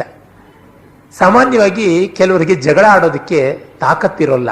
ಬೇರೆಯವರು ಜಗಳ ಆಡೋದನ್ನ ಮನೆ ಕಿಟಕಿ ಬಾಗಿಲಿಂದಲೋ ಮತ್ತೊಂದು ಕಡೆಯಿಂದಲೋ ಹೊಂಚಿ ಹೊಂಚಿ ಸಂದಿನಲ್ಲಿ ಗೊಂದಿನಲ್ಲಿ ನೋಡ್ತಾ ಇರ್ತಾರೆ. ಆ ಥರವೇ ಈ ದೇವತೆಗಳು ಕೂಡ. ಇದು ಒಂದು ರೀತಿಯಾಗಿ ಹಿಂದೆ ಎಲ್ಲ ರೋಮನರು ತಮ್ಮ ಕಲಾಸಿಯಂಗಳಲ್ಲಿ ಹುಲಿಗಳನ್ನ ಚಿರತೆಗಳನ್ನ ಬಿಟ್ಟು ಗುಲಾಮರ ಜೊತೆಗೆ ಫೈಟ್ ಮಾಡಿಸ್ತಾ ಇದ್ರು. ಅದೇ ತರಹ ಗುಲಾಮರನ್ನೇ ಆಯುಧಗಳನ್ನ ಹಿಡಿಸಿ ಒಬ್ಬರು ಇನ್ನೊಬ್ಬರನ್ನ ಕೊಲ್ಲುವವರೆಗೂ ಮಾಡಿಸ್ತಾ ಇದ್ರು. ಸ್ಪ್ಯಾಟಕಸ್ ಅಂತ ಬಹಳ ಪ್ರಸಿದ್ಧವಾದ ಇಂಗ್ಲಿಷ್ ನಾವೆಲ್, ಅದು ಸಿನಿಮಾ ಕೂಡ ಆಯಿತು. ಈಚೆಗೆ ಬಂದಂತಹ ಇನ್ನೊಂದು ಗ್ಲೇಡಿಯೇಟರ್ ಅನ್ನುವ ಸಿನಿಮಾ ಕೂಡ ಅದೇ ಜಾಡಿನದೇ ಆಗಿರುವಂಥದ್ದು. ಇದು ಬರೀ ರೋಮನರಿಗಲ್ಲ, ಭಾರತೀಯರಿಗೂ ಇತ್ತು. ಸೋಮೇಶ್ವರನ ಮಾನಸೋಲ್ಲಾಸದಲ್ಲಿ ಅಂಕ ಕ್ರೀಡಾ ಅಂತ ಬರುತ್ತೆ. ಅಂಕ ಕ್ರೀಡಾ ಅಂದ್ರೆ, ಅಂಕ ಅಂದ್ರೆ ನಿನ್ನೆ ನಾನು ಅದಕ್ಕಿರುವ ಅನೇಕ ಅರ್ಥಗಳು ಅಂತ ಹೇಳಿದ್ದೆ. ಅಲ್ಲಿ ಒಂದು ಅರ್ಥ ಚಾಲೆಂಜ್ ಮಾಡಿ ರ್ಯಾನ್ಸಮ್ ಮನಿಯನ್ನು ತೆಗೆದುಕೊಂಡು ಪ್ರಾಣ ಹೋದ್ರೂ ಪರವಾಗಿಲ್ಲ ಅಂತ ಯುದ್ಧ ಮಾಡುವಂತ ವ್ಯಕ್ತಿಗೆ ಅಂಕ ಅಂತ ಕರೀತಾರೆ. ಅಂಕದ ಮಲ್ಲ, ಚಲದಂಕ ಮಲ್ಲ ಅಂತ ಕನ್ನಡದಲ್ಲೆಲ್ಲ ಕೇಳಿದ್ದೀರಾ? ಅದು ವಾಟಾಳ್ ನಾಗರಾಜ್ ಬಿರುದಾಗಿ ಉಳಿದು ಬಿಟ್ಟಿದೆ, ಅನ್ಯಾಯ. ಆತ ಒಂದು ಸಿನಿಮಾನ ತೆಗಿಯೋಕೆ ಹೋಗಿ ಅದು ಸೂಪರ್ ಫ್ಲಾಪ್ ಆಯಿತು ಅಂತಲೂ ಕೇಳಿದ್ದೀನಿ, ಚಲದಂಕ ಮಲ್ಲ ಅಂತ. ಇದೆಲ್ಲ 40 ವರ್ಷದ ಹಿಂದಿನ ಘಟನೆಗಳು. ಇರಲಿ, ಅಂಕ ಅನ್ನೋದಕ್ಕೆ ವೀರ ಅನ್ನುವ ಒಂದು ಅರ್ಥ ಕೂಡ ಉಂಟು. ಮತ್ತೆ ವೀರ ಯೋಧರು ತಮ್ಮ ವಿದ್ಯಾ ಪ್ರದರ್ಶನ ಮಾಡುವ ಜಾಗ ಅಂತ ಕೂಡ ಉಂಟು. ಅಂಕದ ಕೋಳಿ ಅಂತಲೂ, ಕೋಳಿ ಅಂಕ ಅಂತಲೇ ದಕ್ಷಿಣ ಕನ್ನಡದಲ್ಲಿ ಕರೀತಾರೆ. ಅದು ಜಗಳ ಆಡುವ ಜಾಗ ಅಂತ ಕೂಡ. ನಾಟಕದ ಒಂದು ಭಾಗಕ್ಕೂ ಅಂಕ ಅಂತ ಕರೀತಾರೆ. ಅಂದ್ರೆ ನೋಡಿ, ಯಾವಾಗ ಜಗಳವನ್ನ ಮನಃಪೂರ್ವಕವಾಗಿ ಆಡದೆ ಅದು ಕೇವಲ ಒಂದು ತೋರಿಕೆ ಅಂತ ಮಾಡ್ತೀವೋ ಆವಾಗ ಅದು ನಾಟಕ ಆಗುತ್ತಲ್ಲ. ತತ್ಕ್ಷಣ ಈ ಯುದ್ಧ ಹೇಗೆ ನಾಟಕರಂಗ ಆಗುತ್ತೆ, ರಣರಂಗ ರಸರಂಗ ಹೇಗಾಗುತ್ತೆ ಅಂತ ಒಂದು ಲೇಖನವನ್ನೇ ಬರೆದಿದ್ದೆ, ವಿಸ್ತರಿಸೋಕೆ ಏನು ಹೋಗಬೇಕಿಲ್ಲ. ಈ ದೇವತೆಗಳು ಬಂದು ನೋಡ್ತಾರೆ. ಆ ಥರದ್ದು ಆ ಅಂಕ ಕ್ರೀಡೆ ಈ ತರ ಇದನ್ನು ನೋಡ್ತಾರೆ. ಆದರೆ ಒಂದು, ಈ ದೇವತೆಗಳು ಪಾಪ ಯಾರು ಚೆನ್ನಾಗಿ ಯುದ್ಧ ಮಾಡಿದ್ರು ಶಭಾಸ್, ಪರಾಕು, ಚಾಂಗು, ಉಘೆ, ಭಲೆ ಅಂತೆಲ್ಲ ಕೊಂಡಾಡ್ತಾರೆ. ಈ ವಿಜಯಲಕ್ಷ್ಮಿಗಂತೂ ಎಷ್ಟು ಕನ್ಫ್ಯೂಷನ್ ಅಂತಂದ್ರೆ ಪಂಪನ ಕಾವ್ಯಗಳಲ್ಲೆಲ್ಲ ಬರುತ್ತದೆ. ಅರ್ಜುನನ ಕಡೆಗೆ ಮಾಲೆ ಹಾಕಬೇಕಾ, ಕರ್ಣನ ಕಡೆಗೆ ಮಾಲೆ ಹಾಕ್ಬೇಕಾ ಅಂತ ಹಿಂಗೆ ಹಾಗೆ ಹೀಗೆ ಹಂಗೆ ತನ್ನ ವಿಜಯ ಮಾಲೆಯನ್ನು ಇಟ್ಕೊಂಡು ಓಡಾಡೋದ್ರೊಳಗೆ ದಳದಳವಾಗಿ ಎಲ್ಲ ಉದುರು ಹೋಗ್ಬಿಟ್ಟು ಬರೀ ನೂಲು ಮಾತ್ರ ನಿಂತ್ಕೊಂಡು ಬಿಡ್ತು ಅಂತ. ಅಷ್ಟು ಅನ್ಸರ್ಟೆಂಟಿ, ಅದು ಮ್ಯಾಚ್ ಫಿಕ್ಸಿಂಗ್ ಅಲ್ವಲ್ಲ. ಹೀಗೆ ಹಾಗೆ ಓಡಾಡ್ತಾ ಇದ್ರೆ ಇನ್ನೇನಾಗುತ್ತದೆ ಪಾಪ, ಸುಸ್ತು ಬಡದು ಒಂದು ಕಡೆ ಕೂತ್ಕೊಳ್ಬೇಕಷ್ಟೇನೆ. ಕಡೆಗೆ ಕರ್ಣನ ಕೀರ್ತಿಯನ್ನ ನಾರದ ಕೋವಣಮಂ ಗುಡಿಗಟ್ಟಿ ಪಾಡಿದಂ ಅಂತ ತನ್ನ ಕೌಪೀನವನ್ನೇ ತೆಗೆದು ತನ್ನ ವೀಣೆಗೆ ಕಟ್ಟಿ ಅದನ್ನ ಫ್ಲಾಗ್ ತರ ಮಾಡಿಕೊಂಡು ಬೀಸಾಡಿಕೊಂಡು ಕುಣಿದ ನಾರದ ಅಂತ. ಇನ್ನು ಇಂಡಿಯಾ ಪಾಕಿಸ್ತಾನ ಮ್ಯಾಚ್ಗೆ ನಮ್ಮ ಜನ ಉನ್ಮತ್ತರಾಗಿ ಕುಣಿಯೋದ್ರೊಳಗೆ ಏನು ಆಶ್ಚರ್ಯ, ದೇವರ್ಷಿ ಆದವನೇ ಇದನ್ನು ಮಾಡಬಲ್ಲ ಅಂತಂದ್ರೆ. ಅಂದ್ರೆ ನಮ್ಮ ಕವಿಗಳು ಎಷ್ಟು ಲೈಟ್ ಹಾರ್ಟೆಡ್ ಆಗಿ ಇದನ್ನೆಲ್ಲ ರಂಜನೀಯವಾಗಿ ವರ್ಣಿಸಬಲ್ಲರು ಅನ್ನೋದನ್ನು ನೋಡಿದಾಗ ಗೊತ್ತಾಗುತ್ತದೆ. ಆಮೇಲೆ ಇವರಿಗೂ ಮಧ್ಯೆ ಇವನು ಚೆನ್ನಾಗಿ ಮಾಡ್ತಾನೆ, ಅವನು ಚೆನ್ನಾಗಿ ಮಾಡ್ತಾನೆ ಅಂತ ಪ್ರಶಂಸೆ. ಆದರೆ ಗ್ರೀಕರ ದೇವತೆಗಳು ಇನ್ನೂ ಒಂದು ಕೈ ಜಾಸ್ತಿ. ಅವರು ಭೂಲೋಕಕ್ಕೆ ಬಂದುಬಿಟ್ಟು ಅವರವರ ಪರವಾದ ವೀರಯೋಧರ ಪರವಾಗಿ ಇವರು ಫೈಟ್ ಮಾಡೋದು. ಈ ನಮ್ಮ ಕ್ರಿಕೆಟ್ ಫ್ಯಾನ್ಗಳು ಅಖಾಡಕ್ಕೆ ಧುಮುಕು ಬಿಟ್ಟಿದ್ನೂ ಬೇಕಾದ್ರೆ ಅವ್ರ ಜೊತೆಗೆ ಇವರು ಬ್ಯಾಟಿಂಗ್ ಮಾಡೋದಕ್ಕೆ, ಅವ್ರಿಗೆ ಬದಲಾಗಿ ಇವರೇ ಕ್ಯಾಚ್ ಹಿಡಿಯೋಕ್ಕೆ ಹೋಗೋ ತರದ ಕೆಲಸ ಇದು. ಆ ಹೋಮರ್ನ ಇಲಿಯಡ್ ಕಾವ್ಯದಲ್ಲಿ ಬರ್ತದೆ, ಅಖಿಲೇಸನಿಗೆ ಪರವಾಗಿ ಅಥೀನಾ, ಹೀರಾ, ಆಮೇಲಿಂದ ಕೆಲವೊಮ್ಮೆ ಇವನು ಪೊಸೈದನ್ ಸಮುದ್ರ ದೇವತೆ, ಇವರು ಮೂವರು ಸಾಮಾನ್ಯವಾಗಿ ಗ್ರೀಕರ ಪಕ್ಷ, ಗ್ರೀಕರ ಮಹಾನಾಯಕ ಅಖಿಲೇಸ್. ಟ್ರೋಜನರ ಪಕ್ಷದಲ್ಲಿ ಅಪಲ್ಲೋನ್, ಅಂದರೆ ಆತ ಸೂರ್ಯ ದೇವತೆಯ ಸದೃಶ, ವಿದ್ಯಾದೇವತೆಯ ಸದೃಶ ಅಂತ ಹೇಳ್ತಾರೆ. ಆಮೇಲೆ ಅಫ್ರೊದೀತೆ ಅಂದರೆ ಸೌಂದರ್ಯ ದೇವತೆ, ಅವಳನ್ನ ಅಫ್ರೊಡೈಟಿ ಅಂತ ಕರೀತಾರೆ. ರೋಮನ್ರು ಅವಳನ್ನ ವೀನಸ್ ಅಂತ ಕರೀತಾರೆ. ಆಮೇಲಿಂದ ಹೆಫಿಸ್ಟಸ್, ಈ ಅಫ್ರೊಡೈಟಿ ಅಂತ ಭಿನ್ನಾಣಗಿತ್ತಿ ಸುಂದರಿಯನ್ನು ಮದುವೆ ಆದಂತ ವಿಕಲಾಂಗನಾದಂಥ ದೇವತೆಗಳ ಕಮ್ಮಾರ ಪಾಪ. ಅವನು ಹೆಂಡತಿಗೋಸ್ಕರ ಕಾಲೆಳಕೊಂಡು ಕುಂಟ ಬೇರೆ, ಅವನು ಅವರ ಪರವಾಗಿ ಯುದ್ಧ ಮಾಡೋದಕ್ಕೆ ಬರ್ತಾ ಇದ್ದಿದ್ದು. ಹೀಗೆ ಅವರುಗಳೆಲ್ಲ ಸೇರಿಕೊಂಡು ಪರಸ್ಪರ ಕಚ್ಚಾಡುವಂಥದ್ದು ಇದು ಕಾಣಿಸುತ್ತೆ. ಅಂದ್ರೆ ಈ ಬಾಲ್ಕನಿಯ ಬಂಧುಗಳು ಅಲ್ಲಿ ಇನ್ವಾಲ್ವ್ ಆಗಿಬಿಡ್ತಾರೆ. That is the difference between east and west. ನಮ್ಮಲ್ಲಿ ಹಾಗಲ್ಲ, ಅವ್ರು ಮಾತ್ರ ಡಿಸ್ಟರ್ಬ್ ಆಗೋದಿಲ್ಲ. ಚೆನ್ನಾಗಿ ಆಡಿದ್ರೆ ಚೆನ್ನಾಗಿತ್ತು ಯುದ್ಧ ಅಂತ ಹೇಳಿ ಹೋಗ್ತಾರೆ, ಬಾಜಿ ಕಟ್ಟೋದಿಲ್ಲ. ಅಲ್ಲೆಲ್ಲ ಬಾಜಿ ಕೂಡ ಕಟ್ಟೋದುಂಟು ದೇವತೆಗಳು. ದೇ ಆರ್ ಮೋರ್ ಹ್ಯೂಮನ್ ಅಂತ ಹೇಳಬಹುದು. ಹೀಗೆ ಅವರುಗಳು ಯುದ್ಧವನ್ನು ನೋಡೋದಕ್ಕೆ ನಿಂತುಕೊಳ್ತಾರೆ. ಯುದ್ಧ ಆಗುತ್ತದೆ. ಆ ಯುದ್ಧದಲ್ಲಿ ಒಂದು ವರ್ಣನೆ ಬರಿಯ ಶಬ್ದಕ್ಕಾಗಿ ನೋಡಬೇಕಾದದ್ದು. ಎತ್ತಿ ಬಹ ಸತ್ತಿಗೆಯ ಮೊತ್ತಂಗಳೆತ್ತಲುಂ ಕತ್ತಲಿಸೆ ಪೊತ್ತಮಸೆವೆತ್ತಬಲ್ ಗತ್ತಿಗಳ ಕಿತ್ತುಬಟರೆತ್ತಿ ಜಡಿಯುತ್ತಿರಲ್ ಕತ್ತತ್ತ ಬೆಳಗಿದ್ದವು ಮತ್ತೆ ಬಲಕೆ ಸುತ್ತಲುಂ ಕೆತ್ತುವೋಲ್ ಮೊತ್ತ ಗಜ ಮೊತ್ತರಿಸಿ ಮುತ್ತಿನಡ ಯುತ್ತಲತ್ತಲೊತ್ತರಿಸಿ ನಿಲ್ಲಿಸುತ್ತಿರಲು ಉದತ್ತ ಚಮರೋತ್ಥಿತ ಮರುತ್ತತಿಯೊಳುತ್ತಮ ಹಿಮುತ್ತರಂ ಬಿತ್ತರಿಸುವುದು ಅಂತ ತಾಕ್ತಾವತ್ತು 32 ಸರ್ತಿ ಬರುತ್ತೆ ಇಲ್ಲಿ. ಈ ಕವನ ಚಿಕಿತ್ಸೆ ಅಂತ ಒಂದು ಪುಸ್ತಕ ಒಬ್ಬರು ಬರೆದರು, ನನ್ನ ಪರಿಚಿತರಾದ ವಿದ್ವದ್ ರಸಿಕರು, ಈಗ ಕೀರ್ತಿಶೇಷರು ಎ ರಾಮರಾವ್ ಅಂತ. ವಿದೇಶಗಳಲ್ಲಿ, ವಿಶೇಷತಃ ಅಮೆರಿಕದಲ್ಲಿ ಪೊಯೆಟಿಕ್ ಥೆರಪಿ ಅಂತ ಬಹಳ ಪ್ರಸಿದ್ಧವಾದದ್ದು, ಕಾವ್ಯ ಚಿಕಿತ್ಸೆ, ಕವಿತಾ ಚಿಕಿತ್ಸೆ ಅಂತ. ಅಲ್ಲಿ ಅವರು ರಾಮರಾಯರು ತಮ್ಮ ಕವನ ಚಿಕಿತ್ಸೆ ಪುಸ್ತಕದಲ್ಲಿ ಹೇಳ್ತಾರೆ, ಒಬ್ಬನಿಗೆ ಕಾಲು ತುಂಬಾ ಉಳುಕಿತ್ತಂತೆ, ಅಲ್ಲಾಡ್ಸೋಕ್ಕಾಗೋದಿಲ್ಲ ಅನ್ನೋಷ್ಟು ಸ್ಪ್ರೈನ್ ಆಗಿತ್ತಂತೆ. ಆಗ ಯಾರೋ ಒಬ್ಬ ಗಮಕಿಗಳು ಈ ಪದ್ಯವನ್ನ ಎತ್ತಿ ಬಹ ಸತ್ತಿಗೆ ಮೊತ್ತಂಗಳೆತ್ತಲುಂ ಕತ್ತಲಿಸೆ ಪೊತ್ತ ಮಸವೆತ್ತಬಲ್ ಗತ್ತಿಗಳ ಅಂತಿದ್ರೆ ಅವನು ಆ ತಕ ತಕಿಟ ಎತ್ತಿ ಬಹ ಸತ್ತಿಗೆಯ ಮೊತ್ತಂಗಳೆತ್ತಲುಂ ಅಂತ ಖಂಡ ಚಾಪು ಅಥವಾ ಯಕ್ಷಗಾನದ ಜಂಪೆ ತಾಳಕ್ಕೆ ಬಡಿಯುವಂತೆ ಕಾಲನ್ನ ತಾವತ್ ಬಂದಂಗೆ ಕಾಲನ್ನ ತಾ ಹಾಕೊಂಡು 32 ಸರ್ತಿ ಕಾಲು ಅವನಿಗೆ ಗೊತ್ತಿಲ್ಲದೆಯೇ ಜಾಡಿಸಿ ಉಳುಕ್ ಹೊರಟೋಗ್ಬಿಟ್ಟಿತ್ತು ಅಂತ. ಅದಕ್ಕೆ ಅವ್ರು ಹೇಳ್ತಾರೆ ಇದು ಕವನ ಚಿಕಿತ್ಸೆ ಅಂತ ಹೇಳಿಬಿಟ್ಟಿದ್ದನು. ಹಾಗೆ ಯಾತಕ್ಕಾಗಬಾರದು ಅಂತ ಅವರು ಬಹಳ ಸುಂದರವಾಗಿ ವಾದವನ್ನು ಮಾಡ್ತಾರೆ. ಮನಸ್ಸಿನಲ್ಲಿ ಒಂದು ಉತ್ಸಾಹವನ್ನ, ಒಂದು ಮೈ ಮರೆತವನ್ನ, ಮಣಿತವನ್ನ ಉಂಟು ಮಾಡಿದಾಗ ಚಿಕಿತ್ಸೆ ಆಗಬಹುದು. ಕಾವ್ಯ ಚಿಕಿತ್ಸೆ ಮುಖ್ಯವಾಗಿ ಮನಸ್ಸಿಗೆ ಸಂಬಂಧಪಟ್ಟಿದ್ದು. ಸತ್ಕಾವ್ಯ ವ್ಯಾಸಂಗದಿಂದ ಡಯಾಬಿಟಿಸ್ ಕಡಿಮೆ ಆಗೋದಾಗಲಿ ಅಥವಾ ಕ್ಯಾನ್ಸರ್ ನಿವಾರಣೆ ಆಗೋದಾಗಲಿ ಸಾಧ್ಯ ಇರುತ್ತೋ ಇಲ್ಲವೋ ಗೊತ್ತಿಲ್ಲ. ಈ ಸಂಗೀತ ಚಿಕಿತ್ಸೆ ಇತ್ಯಾದಿಗಳ ತರಹನೇ ಇದು ಕೂಡ ಮಾನಸಿಕವಾದದ್ದು. ಅದನ್ನು ಬಿಟ್ಟು ಆಸ್ತಮಾಗೆ ಆಹೇರಿ ರಾಗವನ್ನು ಆಲಾಪನೆ ಮಾಡಿ, ಕಫಕ್ಕೆ ಕಲ್ಯಾಣಿ ರಾಗವನ್ನು ಕೇಳಿ, ಸೀನಿಗೋಸ್ಕರ ಬಂದುಬಿಟ್ಟಿದ್ದನುವೆ ಶ್ರೀರಂಜನಿ ರಾಗವನ್ನು ಕೇಳಿ, ಕ್ಯಾನ್ಸರ್ ಬಂದಿದ್ರೆ ಮುಖಾರಿ ರಾಗವನ್ನ, ಹೀಗೆಲ್ಲ ಹೇಳಿದ್ರೆ ಏನು ಪ್ರಯೋಜನವಾಗುವಂಥದ್ದಲ್ಲ. ಇರಲಿ, ಈ ತರಹದ ಶಬ್ದಾಲಂಕಾರಗಳು ಹಿಂದಿನ ಕಾವ್ಯಗಳಲ್ಲಿ ಪುಂಖಾನುಪುಂಖವಾಗಿ. ಇದರ ಅರ್ಥ ನೋಡಿ, ಎತ್ತಿಬಾ ಸತ್ತಿಗೆಯ ಮೊತ್ತಂಗಳೆತ್ತಲುಂ ಕತ್ತಲಿಸೆ. ಅವರು ತಮ್ಮ ಈ ಛತ್ರವನ್ನ ಎತ್ತಿಕೊಂಡು, ರಥಕ್ಕೆ ಛತ್ರ ಇರುತ್ತೆ, ಅದರ ಜೊತೆಗೆ ಬಂದಾಗ ಆ ಛತ್ರಗಳು ಸೂರ್ಯನನ್ನೇ ಕವಿದು ಬಿಟ್ಟು ಎಲ್ಲೆಲ್ಲಿಯೂ ಕತ್ತಲು ಆಗೋಗ್ಬಿಡ್ತು ಅಂತ. ಪೊತ್ತ ಮಸವೆತ್ತ ಬಲ್ಗತ್ತಿಗಳ ಕಿತ್ತು ಭಟರೆತ್ತಿ ಜಡಿಯುತ್ತಿರಲ್ ಕತ್ತ ಬೆಳಗಿತ್ತವು ಮತ್ತೆ ಬಲಕೆ. ಆಮೇಲೆ ಮಸೆಮಸೆದು ಇಟ್ಟಿದ್ದ ಕತ್ತಿಯನ್ನ ಹೊರೆಯಿಂದ ತೆಗೆದು ಜಳುಪಿಸಿದರೆ ಮಿಂಚಿನಂತೆ ಆಗಿ ಆ ಕತ್ತಲೆಲ್ಲ ಹೋದಂತೆ ಆಗಿಬಿಡ್ತು ಅಂತ. ಎಷ್ಟು ಸುಂದರವಾದ ಕಲ್ಪನೆ! ಈ ಶಬ್ದಕ್ಕೆ ಈ ಅರ್ಥವನ್ನು ಇಟ್ಟಿದನಲ್ಲ ಕವಿ, ಅದು ಬಹಳ ಪ್ರಶಂಸನೀಯವಾದದ್ದು. ಸುತ್ತಲುಂ ಕೆತ್ತುವೋಲ್ ಮತ್ತ ಗಜ ಮುತ್ತರಿಸಿ ಮುತ್ತು ನಡೆಯುತ್ತ ಎಲರೊತ್ತಿ ನಿಲ್ಲಿಸುತ್ತಿರಲು. ಆನೆಗಳು ಒಟ್ಟೊತ್ತಿಗೆ ಬರ್ತಾ ಇದ್ರೆ ಗಾಳಿಗೂ ಹೋಗೋಕ್ಕೆ ಅವಕಾಶ ಇಲ್ಲದಂತೆ ಆಗ್ಬಿಡ್ತು ಅಂತ, ಅಷ್ಟು ಟೈಟ್ ಆಗಿಬಿಡ್ತು. ಮುತ್ತಿ ನಡೆಯುತ್ತಲ್ ಎಲರನೊತ್ತಿ ನಿಲ್ಲಿಸುತ್ತಿರಲು ಉದತ್ತ ಚಮರೋತ್ಥಿತ ಮರುತ್ತತಿಯೊಳುತ್ತಮ ಹಿಮುತ್ತರಂ ಬಿತ್ತರಿಸಿದುದು. ಆಮೇಲೆ ಅವರು ಆನೆಗಳ ಕಿವಿಗಳ ಪಕ್ಕ ಚಾಮರಗಳನ್ನು ಕೂಡ ಅಲಂಕಾರವಾಗಿ ಇಳಿಬಿಟ್ಟಿರ್ತಾರೆ. ಅವುಗಳು ಬೀಸಾಡಿಕೊಂಡು ಗಾಳಿಗೆ ಅಲ್ಲಿ ಬರೋಕೆ ಅವಕಾಶ ಆಗಿಬಿಡ್ತು ಮತ್ತೆ ಅಂತ. ಯಾವುದೊಂದು ಇಲ್ಲದಂತೆ ಅವಕಾಶ ಮಾಡ್ತೋ ಅದೇ ಇರುವಂತೆ ಮಾಡಿತು ಅಂತ.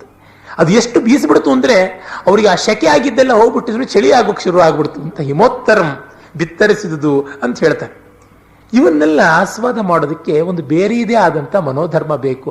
ನಮ್ಮ ಟಿವಿ ಸೀರಿಯಲ್ಗಳ ತರಹ ನೋಡಿದ್ರೆ ಆಗೋಲ್ಲ, ಬಹಳ ರಿಯಲಿಸ್ಟಿಕ್ ಆಗಿ ನೋಡಿದ್ರೂ ಆಗೋದಿಲ್ಲ. ನಮ್ಮ ಕಾವ್ಯಗಳನ್ನು ಕೆಲವರು ಬಹಳ ರಿಯಲಿಸ್ಟಿಕ್ ಆಗಿ ನೋಡ್ಬಿಡ್ತಾರೆ, ಹಾಗೆ ನೋಡಿದ್ರೆ ಏನೂ ಸೊಗಸು ಸಿಗುವಂಥದ್ದಲ್ಲ. ಆಮೇಲೆ ಕುದುರೆಯನ್ನು ಇವರು ಗೆದ್ದುಕೊಳ್ತಾರೆ. ತುಂಬಾ ಬರುತ್ತೆ ಯುದ್ಧದ ವರ್ಣನೆ, ಹೇಳ್ತಾ ಹೋದ್ರೆ ಅದೇ ಒಂದು ಕಥನ ಆಗ್ಬಿಡುತ್ತೆ. ತರಿದು ಕತ್ತರಿಸಿ ಕೊಚ್ಚಿ ನಟ್ಟುಚ್ಚಳಿಸಿ ಕೊರೆದು ಕಡಿದಿರಿದು ಬೆಗದಿಗಿದು ಗಬ್ಬರಿಸಿ ಪರಿದು ಸೀಳ್ದುತ್ತರಿಸಿ ಕೆತ್ತಿ ಖಂಡಿಸಿ ಬಳಚಿ ತಿವಿದಿಕ್ಕಿ ಕೊಯ್ದು ಎರೆಗೆ ಕವಿದೊತ್ತಿ ಕದುರಿ ಕೀಲಿಸಿ ಕೇರಿ ತುರುಗಿ ತುಂಟಿಸಿ ತುಳಚಿ ನಾಂಟ್ಯ ಮರುಮನೆಗೊಂಡು ನೆರೆ ಪೊರಳ್ಚಿದು ವರಿಬಲ ಚತುರ್ಬಲವನೆಲ್ಲಮಂ ಕರ್ಣ ಜನಯಿಸುವ ಕಣೆಗಳು ಅಂತ. ಎಷ್ಟು ಶಬ್ದಗಳು ಹೇಳ್ತಾನೆ ನೋಡಿ. ಒಂದು ಕತ್ತರಿಸೋದು ಕೊಲ್ಲೋದಿಕ್ಕೆ ನಾವು ಎಷ್ಟು ಮಹಾಶಬ್ದ ಹೇಳಬಲ್ಲಿವೆ, ಯಾವ ಕಟಿಕನಿಗೂ ಗೊತ್ತಿರೋದಿಲ್ಲ ಇಷ್ಟು ಶಬ್ದಗಳು. ಕಡಿದು ಬಿದ್ದ ಕೈ ಕಾಲ್ಗಳಿಂ ತೋಳ್ಗಳಿಂ ಪೊಡೆದೊಡೆದ ಹೇರೋಳಲ ಸೀಲ್ಗಳಿಂ ಪೋಳ್ಗಳಿಂ ಮಡಿಮಡಿದು ರುಳ್ವ ಕಟ್ಟಾಳ್ಗಳಿಂ ಬಾಳ್ಗಳಿಂ ದೊಡೆದ ತಲೆ ಓಳ್ಗಳಿಂದ ಕಡು ಭಯಂಕರ ಮಾಗಲ ರಣದ ನಡುವೆ ಕಲ್ಪಂತ ಭೈರವನಂತೆ ಜವನಂತೆ ಕಡುಮುಳಿದ ನವನ ಕಾಣು ತಲೆ ಬಿಟ್ಟು ಸಲೆ ಕೆಟ್ಟು ಸರಿದ ರಣದಿಸೆಗೆ ಭಟರು. ಆ ಕೈ ಕಾಲ್ಗಳಿಂ ತೋಳ್ಗಳಿಂ ಸೀಳ್ಗಳಿಂ ಪೋಳ್ಗಳಿಂ ಕಟ್ಟಾಳ್ಗಳಿಂ ಬಾಳ್ಗಳಿಂ ಮಾರಣದ ಆರಣದ ಭೈರವನಂತೆ ಜವನಂತೆ. ಎಷ್ಟು ಪ್ರಾಸಗಳು! ಇವೆಲ್ಲ ಅರ್ಥಪೂರ್ಣವಾಗಿ ಆ ಕೈ ಕಾಲುಗಳು ಕತ್ತರಿಸಿ ತುಂಡಾಗಿ ಚಲ್ಲಾಪಿಲ್ಲಿಯಾಗಿ ಬಿದ್ದು ಹೋಗಿದ್ದಾಗ ಭೈರವ ಅದನ್ನ ತಿನ್ನೋದಿಕ್ಕೆ ಬಂದರೆ ಯಮ ಅದನ್ನು ಹೊತ್ಕೊಂಡು ಹೋಗೋದಿಕ್ಕೆ ಬರ್ತಾನೆ ಅಂತ. ಮತ್ತು ನಮ್ಮ ವೀರ ಯೋಧರುಗಳು ಯುದ್ಧ ಮಾಡುವಾಗ ಈ ಶಾಕಿನಿ, ಡಾಕಿನಿ, ಭೂತ, ವೇತಾಲ, ಪಿಶಾಚ ಇವುಗಳು ತಿನ್ನೋದಿಕ್ಕೆ ಬರುವಂಥದ್ದು. ಈ ರನ್ನನ ಗದಾಯುದ್ಧದಲ್ಲಿ ತುಂಬಾ ಸೊಗಸಾಗಿ ಬರುತ್ತದೆ. ಒಂದು ಪಿಶಾಚ ಬಂದು ದುರ್ಯೋಧನ ಅವನೊಬ್ಬನೇ ಒಂಟಿಯಾಗಿ ಇಡೀ ಆ ಯುದ್ಧರಂಗವನ್ನು ನೋಡ್ತಾ ಬರ್ತಾ ಇದ್ದಾನೆ. ಆಗ ಒಂದು ಪಿಶಾಚ ಬಂದು ಕೇಳುತ್ತಂತೆ, ಅಯ್ಯ ದುರ್ಯೋಧನ, ನಮಗೆ ರಕ್ತ ಕುಡಿಬೇಕು ಅಂತ ಅನಿಸಿದೆ, ಎಲ್ಲಿಯೂ ಸಿಗ್ತಾನೆ ಇಲ್ಲ ರಕ್ತ. ನಾವು ನಿಮ್ಮ ತಾತ ಭೀಷ್ಮನ ರಕ್ತ ಕುಡಿಯೋಣ ಅಂದ್ರೆ ಅವನಿನ್ನೂ ಬದುಕಿದ್ದಾನೆ.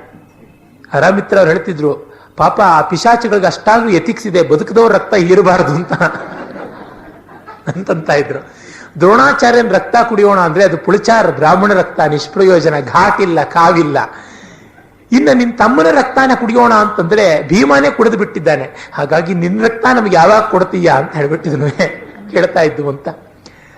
ವೇಣಿ ಸಂಹಾರ ಬರೆದಂತ ಭಟ್ಟನಾಯಕ ಅವನ ಕೃತಿಯಲ್ಲಿ 3ನೇ ಅಂಕದ ಆರಂಭದಲ್ಲಿ ಒಂದು ಸುಂದರವಾದ ಪ್ರವೇಶಕ ಅಂದ್ರೆ ಪ್ರಾಕೃತ ಭಾಷೆಯ ಒಂದು ಭಾಗ ಬರುತ್ತೆ, ಒಂದು ಸೀನ್. ವಸಾಗಂಧೆ, ವಸ ಅಂತಂದ್ರೆ ಈ ಕೊಬ್ಬು ಅಂತ ಅರ್ಥ. ಕೊಬ್ಬಿನ ಪರಿಮಳ ಇದ್ದಂಥವಳು ವಸಾಗಂಧೆ ಅಂತ ಆ ರಾಕ್ಷಸಿ ಹೆಸರು. ಅವಳ ಗಂಡನ ಹೆಸರು ರುಧಿರಪ್ರಿಯ, ರಕ್ತಪ್ರಿಯ ಅಂತ ಅವನ ಹೆಸರು. ಅವರಿಬ್ಬರು ಮಾತಾಡ್ಕೊಳ್ಳುವಂಥದ್ದು, ಈ ಯುದ್ಧ 100 ಕಾಲ ಇರಲಿ, 1000 ವರ್ಷ ಬಾಳ್ಲಿ ಅಂತ. ನೋಡಿ, ಅವ್ರವ್ರ ಕಷ್ಟ ಅವ್ರವ್ರಿಗೆ, ಇವ್ರವ್ರ ಸುಖ ಇವ್ರಿವ್ರಿಗೆ ಅಂತ ಇರುತ್ತಲ್ಲ, ಎಂಥದ್ರೊಳಗೂ ಒಂದು ಇದ್ದೇ ಇರುತ್ತಲ್ಲ. ಒಂದು ಕಥೆ ಉಂಟು. ಒಮ್ಮೆ ಬರಗಾಲ ಬಂತು ಅಂತ ಆ ಊರಿನಿಂದ ಬೇರೆ ಊರಿಗೆ ಒಬ್ಬ ಚಮ್ಮಾರ ಮತ್ತೆ ಒಬ್ಬ ರೈತ, ಒಬ್ಬ ವರ್ತಕ, ಧಾನ್ಯಗಳ ವರ್ತಕ, ಇಬ್ಬರು ಹೊರಟ್ರಂತೆ. ದಾರಿಯಲ್ಲಿ ಒಬ್ಬ ಸನ್ಯಾಸಿಯ ಆಶ್ರಮದಲ್ಲಿ ಇಬ್ಬರು ತಂಗದರಂತೆ. ಆಗ ಸನ್ಯಾಸಿ ವರ್ತಕನಿಗೆ ತುಂಬಾ ಸತ್ಕಾರ ಮಾಡಿ ಚಮ್ಮಾರನಿಗೆ ಸಾಮಾನ್ಯ ಸತ್ಕಾರ ಮಾಡಿ ಕಳಿಸ್ದ. ವಾಪಸ್ ಬರ್ತಾ ಚಮ್ಮಾರನಿಗೆ ತುಂಬಾ ಸತ್ಕಾರ ಮಾಡಿ ವರ್ತಕನಿಗೆ ಕಡಿಮೆ ಸತ್ಕಾರ ಮಾಡಿ ಕಳಿಸ್ದ. ಆಗ ಇವರಿಬ್ರು ಏನು ಸ್ವಾಮಿ, ಯಾತಕ್ಕೆ ಆವಾಗೊಂಥರ ಇವಾಗೊಂಥರ ಅಂದ್ರೆ, ಏನಿಲ್ಲ, ಹೋಗುವಾಗ ಚಮ್ಮಾರ ಹೋಗೋ ಜಾಗದಲ್ಲಿ ಚರ್ಮ ಚೀಪಾಗಿರಬೇಕು ಅಂದ್ರೆ ತುಂಬಾ ದನಗಳ ಸತ್ತು ಬಿದ್ದಿರಲಿ, ಎಮ್ಮೆಗಳ ಸತ್ತಿರಲಿ ಅಂತ ಅಂದುಕೊಂಡು ಹೋದ. ಹಾಗಾಗಿ ಅವನ ಕಡಿಮೆ ಸತ್ಕಾರ. ನೀನು ಸಮೃದ್ಧವಾಗಿ ಫಸಲಾಗಿರಲಿ, ಚೀಪಾಗಿ ಧಾನ್ಯ ಸಿಗಲಿ, ಅಲ್ಲಿ ಸರ್ಪ್ಲಸ್ ಆಗಿ ಎಲ್ಲ ಇರಲಿ ಅಂತ ನೀನು ಅಂದುಕೊಂಡು ಹೋದೆ. ಬರ್ತಾ ಇನ್ನೂ ಬರಗಾಲ ಇರಲಿ, ಜನ ನನ್ನ ಒಂದಕ್ಕೆ 10 ಪಟ್ಟು ಬೆಲೆ ಕೊಟ್ಟು ಕೊಳ್ಳಲಿ ಅಂತ ನಿನ್ನ ಬುದ್ಧಿ ಇತ್ತು. ಈಗ ಚಮ್ಮಾರ ಬರಗಾಲ ಹೋಗಿರ್ಲಿ, ಎಲ್ರಿಗೂ ಸೊಗಸಿನ ಬಗ್ಗೆ ಮತ್ತೆ ಪಾದರಕ್ಷೆ, ಲೆದರ್ ಗೂಡ್ಸ್ ಇತ್ಯಾದಿ ಬಗ್ಗೆ ಆಸ್ಥೆ ಬರಲಿ, ಜನರಲ್ಲಿ ಪರ್ಚೇಸಿಂಗ್ ಪವರ್ ಇರಲಿ ಅಂತ ಅಂದುಕೊಂಡು ಹೋದ. ಅದಕ್ಕಾಗಿ ಈ ತರ ಸತ್ಕಾರ ಮಾಡಿದ್ದು ಅಂತ ಹೇಳಿಬಿಟ್ಟಿದನುವೆ. ಹಾಗಾಗಿ ಅವರವ್ರ ಚಿಂತೆ ಅವರವ್ರಿಗೆ ಇದ್ದೇ ಇರುತ್ತೆ. ಅಜ್ಜಿಗೆ ಅರವೆ ಚಿಂತೆ, ಮೊಮ್ಮಗಳಿಗೆ ಮದುವೆ ಚಿಂತೆ ಅಂತ. ಹಾಗೆ ಆ ಶಾಕಿನಿ ಡಾಕಿನಿಯರಿಗೆ ಆ ಥರದ್ದು ಇನ್ನೂ ಕಾವ್ಯಗಳಲ್ಲಿ ಬರ್ತದೆ ವರ್ಣನೆ. ಈ ಆನೆಯ ಒಂದು ಬೆನ್ನು ಮೂಳೆಯಲ್ಲಿ ನೇಗಿಲನ್ನ ಮಾಡಿಕೊಂಡು ಮತ್ತು ಶಾಕಿನಿಯರು ಡಾಕಿನಿಯರು ಯುದ್ಧದಿಂದ ತಪ್ಪಿಸಿಕೊಂಡು ಬಂದ ಕುದುರೆಗಳನ್ನ ಆ ನೇಗಿಲಿಗೆ ಹೂಡಿ ಮನುಷ್ಯರ ಕಣ್ಣುಗಳನ್ನ ಬಿತ್ತಿ ಮಾಂಸದ ಬೆಳೆ ಬೆಳಿಬೇಕು ಅಂತ ಪಾಪ ಪ್ರಯತ್ನ ಪಡ್ತಾ ಇದ್ದು ಅಂತ ಹೇಳ್ಬಿಟ್ಟಿದ್ವಿ. ಅವರ ಇಮ್ಯಾಜಿನೇಷನ್ಸ್ ಯಾವ್ಯಾವ ರೀತಿ ಎಲ್ಲ ಹೋಗುತ್ತದೆ ಅನ್ನೋದಕ್ಕೆ. ಆ ರುದಿರಪ್ರಿಯ ವಸಾಗಂಧೆ ಅವರು ಅಲ್ಲಿ ವೇಣಿ ಸಂಹಾರದಲ್ಲಿ ಏನ್ ಮಾಡ್ತಾರೆ ಅಂದ್ರೆ, ಭಗದತ್ತನ ರಕ್ತ ಇಷ್ಟು ಕೂಡ ತುಂಬಿಟ್ಟಿದ್ದೀನಿ, ಮತ್ತು ಇವನು ಕೌರವರ ತಮ್ಮಂದಿರ ರಕ್ತಗಳನ್ನು ಇಷ್ಟು ತುಂಬಿಟ್ಟಿದ್ದೀನಿ, ದ್ರುಪದನ ಮಾಂಸವನ್ನ ಇಷ್ಟು ದಾಸ್ತಾನ ಮಾಡಿದ್ದೀನಿ ಅಂತ ಹೀಗೆಲ್ಲ ಹೇಳ್ತಾ ಇರ್ತಾಳೆ. ಈ ಸ್ಟ್ಯಾಟಿಸ್ಟಿಕ್ಸ್ ಕೊಡೋ ಮೂಲಕ ಇಷ್ಟು ಜನ ವೀರ ಯೋಧರು ಇಂತಿಂಥ ತಲೆಗಳು ಯುದ್ಧದಲ್ಲಿ ಉರುಳಿವೆ ಅನ್ನೋದನ್ನು ಕವಿ ಹೇಳುವ ಪ್ರಯತ್ನದಲ್ಲಿದ್ದಾನೆ ಅಂತ ಗೊತ್ತಾಗುವಂಥದ್ದು. ಹೀಗೆ ಆ ಕಾವ್ಯದ ಮತ್ತೊಂದು ಲೋಕ. ಭಾಸನ ಊರುಭಂಗದಲ್ಲಿ ಅಂತೂ ತುಂಬಾ ತುಂಬಾ ಸೊಗಸಾಗಿ ಬರುತ್ತದೆ. ಈ ವೀರ ಯೋಧರು ಮಾಡುವ ಈ ಯುದ್ಧದಲ್ಲಿ ದರ್ಭೆಗಳು ಯಾವುವು? ಬಾಣಗಳೇ ದರ್ಭೆಗಳು.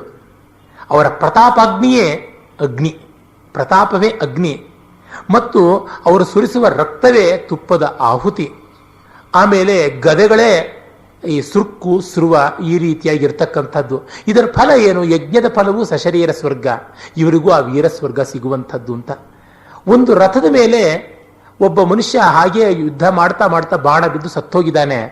ಆ ರಥದಿಂದ ಅವನ ಹೆಣವನ್ನ ಕೆಳಕ್ಕೆ ತೋಳಗಳು ಎಳಿತಾ ಇದ್ದರೆ ಹೇಗಿವೆ ಅಂತಂದ್ರೆ, ಅಳಿಯನನ್ನ ದೀಪಾವಳಿಗೆ ಬರುವಾಗ ಮಾವನ ಮನೆಯವರು ಬಹಳ ಸಂಭ್ರಮದಿಂದ 4-5 ಜನ ಕೈಗೆ ಕಾಲಿಗೆ ಎಲ್ಲ ಮುತ್ತುಕೊಂಡು ಇಳಿಸ್ಕೊಳ್ಳೋ ತರ ಕಾಣಿಸ್ತಾ ಇದೆ ಅಂತ ಹೇಳ್ಬಿಟ್ಟು ಹೇಳ್ತಾನೆ. ಇದು ಭಾಸನಂತ ಆರ್ಷ ಕವಿಯ ಅದ್ಭುತವಾದಂಥ ಚಿತ್ರಣ. ಇದರ ಜೊತೆಗೆ ಭೂತ ಪಿಶಾಚಗಳು ವೇತಾಳಗಳು ಇರುವ ಬೀಭತ್ಸ ಜೊತೆಗೆ ಶೃಂಗಾರವೂ ಇರುತ್ತೆ. ದೇವಲೋಕದಿಂದ ಅಪ್ಸರೆಯರು ಈ ವೀರ ಸತ್ತು ಬರ್ತಾನೆ, ನಾನೇ ಇವನಿಗೆ ಸತ್ಕಾರ ಮಾಡೋದು ಅಂತ ಅವನನ್ನ ಸಾಯ್ತಿದ್ದಂಗೆ ಪುಷ್ಪಕ ವಿಮಾನಗಳಲ್ಲಿ ಬಂದು ಅವನನ್ನ ಆಗಿಂದ ಹಾಗೇನೆ ಎತ್ಕೊಂಡು ಹೋಗುವಂತಹದ್ದು ಒಂದು ಚಿತ್ರಣ. ಆ ರೀತಿಯಾದದ್ದು ಅದನ್ನು ಕೂಡ ಕೊಡ್ತಾರೆ. ಅಂದ್ರೆ ನಮ್ಮ ಕವಿಗಳ ಒಂದು ದೃಷ್ಟಿ ನೋಡಿ, ಯುದ್ಧದ ವೀರ ರೌದ್ರ ಭಯಾನಕ, ಅದರ ಜೊತೆಗೆ ಬೀಭತ್ಸ ಈ ಪಿಶಾಚ ವೇತಾಳಗಳದು, ಶೃಂಗಾರ ಈ ಅಪ್ಸರೆ ಇರೋದು, ಅವರ ವೀರ ಸ್ವರ್ಗದ್ದು, ಹಾಗೆ ಮಾಡುವ ಮೂಲಕ life has so many dimensions, multi faceted ಆದದ್ದು, ಬರೀ ಒಂದೇ ಅಲ್ಲ ಇರುವಂಥದ್ದು ಅಂತ. ಇಂಥ ಯುದ್ಧದ ಚಿತ್ರಣ ಈ ಕಾಲದಲ್ಲಿ ಕೊಡೋದಕ್ಕೆ ಸಾಧ್ಯವಾಗೋದೇ ಇಲ್ಲ. ಅದು ಆ ಕಲ್ಪನೆ ಇದ್ದರೆ, ವಿಲ್ಲಿಂಗ್ ಸಸ್ಪೆಷನ್ ಆಫ್ ಡಿಸ್ಬಿಲೀಫ್ ಇದ್ದಾಗ ಮಾತ್ರ ಬರುವುದಕ್ಕೆ ಸಾಧ್ಯ. ಹೀಗೆ ಆ ಕುದುರೆಯನ್ನ ತೆಗೆದುಕೊಂಡು ಬರ್ತಾರೆ. ತೆಗೆದುಕೊಂಡು ಬಂದ ಮೇಲೆ ಕೃಷ್ಣ ಎಲ್ಲರೂ ಕೂಡ ಸಂತೋಷ ಪಡ್ತಾರೆ. ಮತ್ತೆ ಕೃಷ್ಣ ಹೇಳ್ತಾನೆ, ಯಾಗಕ್ಕೆಲ್ಲ ಸಿದ್ಧ ಮಾಡಿಕೊಳ್ಳಿ, ನಾನು ಊರಿಗೆ ಹೋಗಿ ಬರ್ತೀನಿ ಅಂತ ಹೇಳ್ಬಿಟ್ಟಿದ್ದೆ. ಆ ಸಂದರ್ಭದಲ್ಲಿ ಒಂದು ಉಪದೇಶ ಬರ್ತದೆ, ಈ ಯಜ್ಞದ ಸ್ವರೂಪ ಏನು, ಅದನ್ನು ಹೇಗೆ ಮಾಡಬೇಕು ಅಂತೆಲ್ಲ. ಆ ಹೊತ್ತಿನಲ್ಲಿಯೇ ಗಂಡಸರು ಹೇಗಿರಬೇಕು, ಹೆಂಗಸರು ಹೇಗಿರಬೇಕು ಅನ್ನುವಂಥದ್ದು ಉಪದೇಶ ಬರುತ್ತೆ, ತುಂಬ ವಿಸ್ತಾರವಾಗಿ ಬರ್ತದೆ. ಈ ಕಾಲದವರು ಕೆಲವರು ಇಷ್ಟಪಡೋದಿಲ್ಲ, ಇಷ್ಟೆಲ್ಲ ಹೆಂಗಸರನ್ನು ಬೈಬಹುದೇ, ಇಷ್ಟೆಲ್ಲ ಗಂಡಸರಿಗೆ ನೀತಿ ನಿಯಮ ಹೇಳಬಹುದೇ ಅಂತ. ಆದರೆ ಒಂದು ನೋಡಿ, ಇವನು ಎಷ್ಟು ಹೆಸರುಗಳನ್ನ ಕೊಡ್ತಾನೆ ಅನ್ನೋದಕ್ಕೋಸ್ಕರ. ಅದು ಪ್ರಾಸಾನುಪ್ರಾಸಗಳಿಂದ ಕೂಡಿ ಚಪಲೆ ಚಂಚಲೆ ಚಾಟುವತಿ ಚಂಡಿ ಚಲವಾದಿ ಕಂಪಿತೆ ಕುತ್ಸಿತೆ ಕುಹಕೆ ಕುಜೆ ಕುಟಿಲೆ ಕುಲಗೇಡಿ ಕಪಟಿ ಕಂಟಕಿ ಕಟಕಿ ಕಡುದುಷ್ಟೆ ಕಲಹಾರ್ತಿ ವಿರಸೆ ಪರವಶೆ ಪಾದರಿ ವಿಫಲೆ ವಿವ್ವಲೆ ವಿಷಮೆ ವಿರಹಿ ವಿಪರೀತೆ ಮಿಗೆ ತಪಿತೆ ತಸ್ಕರೆ ತವಕಿ ತವೆ ತಂದ್ರಿ ತಾಮಸಿಯ ನಿಪ ವನಿತೆಯರ ನಿಜಕ್ಕೆ ನಿಲ್ಲಿಸಿ ನಿಶ್ಚಯಿಸಿದೊಡೆ ಬಳಿಕ ಬಳಲಿಕೆ ಬಾರದೆ ಅಂತ ಎಷ್ಟು ಹೆಸರುಗಳ ಕ್ಯಾಟ್ಲಾಗ್ ಕೊಡ್ತಾನೆ. ಯಾರನ್ನಾದ್ರೂ ಬೈಯೋದಿಕ್ ಬೇಕಾದ್ರೆ ಈ ಒಂದು ಲಿಸ್ಟ್ ಇಟ್ಕೊಳ್ಬಹುದು. ಈ ತರದ್ ಇನ್ನೂ ಒಂದು 8-10 ಪದ್ಯ ಬರುತ್ತೆ. ಇದನ್ನು ಕಂಡು ಹೆಂಗಸರಿಗೆ ಬೇಸರ ಬೇಡ, ಗಂಡಸರಿಗೂ ಹೀಗೆ ಬೈತಾನೆ. ಜಡನ ಮೂರ್ಖನ ಶಟನ ತಾಮಸನ ನಿಷ್ಠುರದ ನುಡಿಯವನ ಪಿಸುಣನ ಕೃತಜ್ಞನ ಕರುಬನ ಬಾಯ್ಬಡಿಕನ ಕುಚೇಷ್ಟಕನ ಕಾಮುಕನ ಹಿಂಸಕನ ಡಂಬಿಕನ ಪಾಷಂಡಿಯ ಕಡುಕೋಪದವನ ಬಹುಭಕ್ಷಕನ ಕೂಳನ ಅದೃಢನ ಕುತ್ಸಿತನ ಕುಹಕನ ದುರಾಚಾರದಿಂ ನಡೆಬವನ ವಿಶ್ವಾಸಘಾತಕನ ಪಾತಕನ. ಇದ್ಯಾಕೆ ಅಂದ್ರೆ ಒಂದು ಕಾವ್ಯವನ್ನು ಓದೋಕ್ಕೆ ಎಷ್ಟೆಷ್ಟೋ ಸ್ತರದ ಜನ ಬರ್ತಾರೆ. ಎಲ್ಲರಿಗೂ ಇರಬೇಕು. ಈ ಕಾವ್ಯಗಳನ್ನು ಏನು ಅವರವ್ರು ಪ್ರಿಂಟ್ ಮಾಡಿಸ್ಕೊಂಡು ಅವರವ್ರ ಬೆಡ್ರೂಮಲ್ಲಿ ಓದ್ಕೊಳ್ತಾ ಇದ್ರು ಅಂತಲ್ಲ. ಸಾರ್ವಜನಿಕವಾಗಿ ಗಮಕಿಗಳು ವಾಚನ ಮಾಡ್ತಾ ಇದ್ರೆ, ವ್ಯಾಖ್ಯಾನ ಮಾಡ್ತಾ ಇದ್ರೆ ಊರು ಕೇರಿಯ ಜನರೆಲ್ಲರೂ ಬಂದು ಅಕ್ಷರಾಸ್ಯರು ನಿರಕ್ಷರಾಸ್ಯರು ಎಲ್ಲರೂ ಬಂದು ಕೇಳ್ತಾ ಇದ್ರು. ಅವರೆಲ್ಲರಿಗೂ ಒಂದು ಎಜುಕೇಶನ್ ಆಗಬೇಕಾದದ್ದು. ಹೀಗಾಗಿ ಮಾಸ್ ಎಜುಕೇಶನ್ ಕೂಡ ಇತ್ತು. ಈಗ ನೋಡಿ, ಇವತ್ತಿಗೂ ಕೂಡ ಒಳ್ಳೆಯ ಒಂದು ಸರ್ವಾಂಗವಾಗಿ ಎಲ್ಲಾ ಸೆಕ್ಷನ್ಸ್ಗೂ ಅಪೀಲ್ ಆಗುವ ಒಂದು ಸಿನಿಮಾ ಅಂದ್ರೆ ಅದರೊಳಗೆ ಇವೆಲ್ಲ ಕೂಡ ಇದ್ದೇ ಇರುತ್ತೆ. ಸರ್ವಲೋಕಕ್ಕೆ ಅಭಿರಾಮವಾಗಬೇಕು, ಸರ್ವ ಜನತೆಗೆ ಆತ್ಮೀಯವಾಗಬೇಕು ಅಂದ್ರೆ ಎಲ್ಲ ಗುಣಗಳನ್ನು ಇಟ್ಕೊಳ್ಬೇಕು. ನಮ್ಮ ರಾಮಾಯಣ ಮಹಾಭಾರತದಂಥದ್ರೊಳಗೆ ಎಲ್ಲ ಗುಣ ಇರುವಂತದ್ದಾಗಿದೆ. ಮಕ್ಕಳು ಫಸ್ಟ್ ರಾಮಾಯಣದ ಕತೆ ಕೇಳ್ತಾರಲ್ವಾ, ಅವ್ರ ತಂದೆ ತಾಯಿಗಳು ಹೇಳಿದ್ರೆ ಇಷ್ಟವಾಗುತ್ತೋ ಆಗಲ್ವೋ? ಖಂಡಿತ ಇಷ್ಟವಾಗುತ್ತೆ. ಯಾವ ಮಗುವಿಗೆ ಹನುಮಂತನ ಸಮುದ್ರ ಲಂಘನ ಇಷ್ಟವಾಗೋಲ್ಲ? ಕುಂಭಕರ್ಣನ್ನ ಎಬ್ಬಿಸುವುದು ಯಾರಿಗಿಷ್ಟವಾಗೋಲ್ಲ? ಮಾಯಾ ಜಿಂಕೆ ಬರುವುದು ಹೋಗುವುದು ಯಾರಿಗಿಷ್ಟವಾಗೋಲ್ಲ? ಇಂದ್ರಜಿತ್ತಿನ ನಿಕುಂಭಿಳ ಯಾಗ ಯಾರಿಗಿಷ್ಟ ಆಗೋಲ್ಲ? ಕುಂಭಕರ್ಣ ವಾನರನ್ನ ನುಂಗುತ್ತಾ ಇದ್ರೆ ಅವರು ಕಿವಿ ಮೂಗುಗಳಿಂದ ಹಾರಿ ಹೊರಕ್ಕೆ ಬರ್ತಾ ಇದ್ರು ಅಂತ ಹೇಳೋದು ಯಾರಿಗಿಷ್ಟವಾಗೋಲ್ಲ?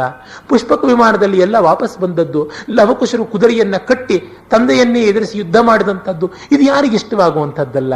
ಮಕ್ಕಳಿಗೆ. ಹಾಗೆ ವಯಸ್ಸಾದ ಮೇಲೆ ಪ್ರತಿಯೊಬ್ಬರಿಗೂ ಕೂಡ ಚಿಕ್ಕ ವಯಸ್ಸಿನಲ್ಲಿ ಮಕ್ಕಳಿಗೆ ಯುದ್ಧಕಾಂಡ ಇಷ್ಟವಾಗ್ತಾ ಇದ್ದದ್ದು ವಯಸ್ಸಾಗ್ತಾ ಆಗ್ತಾ ಅಯೋಧ್ಯ ಕಾಂಡ ಇಷ್ಟವಾಗುತ್ತೆ, ಮನೆ ಜಗಳಗಳು. ಅಂದ್ರೆ ನಮ್ಮನ್ನ ಎಲ್ಲಿಯೂ ನಾವು ಗುರುತಿಸ್ಕೊಳ್ಬಹುದು, ಇವು ಕ್ಲಾಸಿಕ್ಸ್ ಅಲ್ಲಿ ಕಾಣುವಂಥದ್ದು. ಹಾಗಾಗಿ ಎಲ್ಲರಿಗೆ ಮಾಡ್ತಾ ಇದ್ರು. ಮತ್ತೆ ಇತ್ತ ಕಡೆ ಕೃಷ್ಣನನ್ನ ಯಾಗಕ್ಕೆ ಮೊದಲು ಕರೆಯಬೇಕು ಅಂತ ಆಗುತ್ತದೆ. ಆಹ್ವಾನ ಕೊಡೋದಕ್ಕೆ ಭೀಮ ಹೋಗ್ತಾರೆ. ಆಗ ಸಮುದ್ರದ ವರ್ಣನೆಯನ್ನು ಮಾಡ್ತಾನೆ. ತುಂಬಾ ವಿಸ್ತಾರವಾಗಿ ಬರುತ್ತದೆ.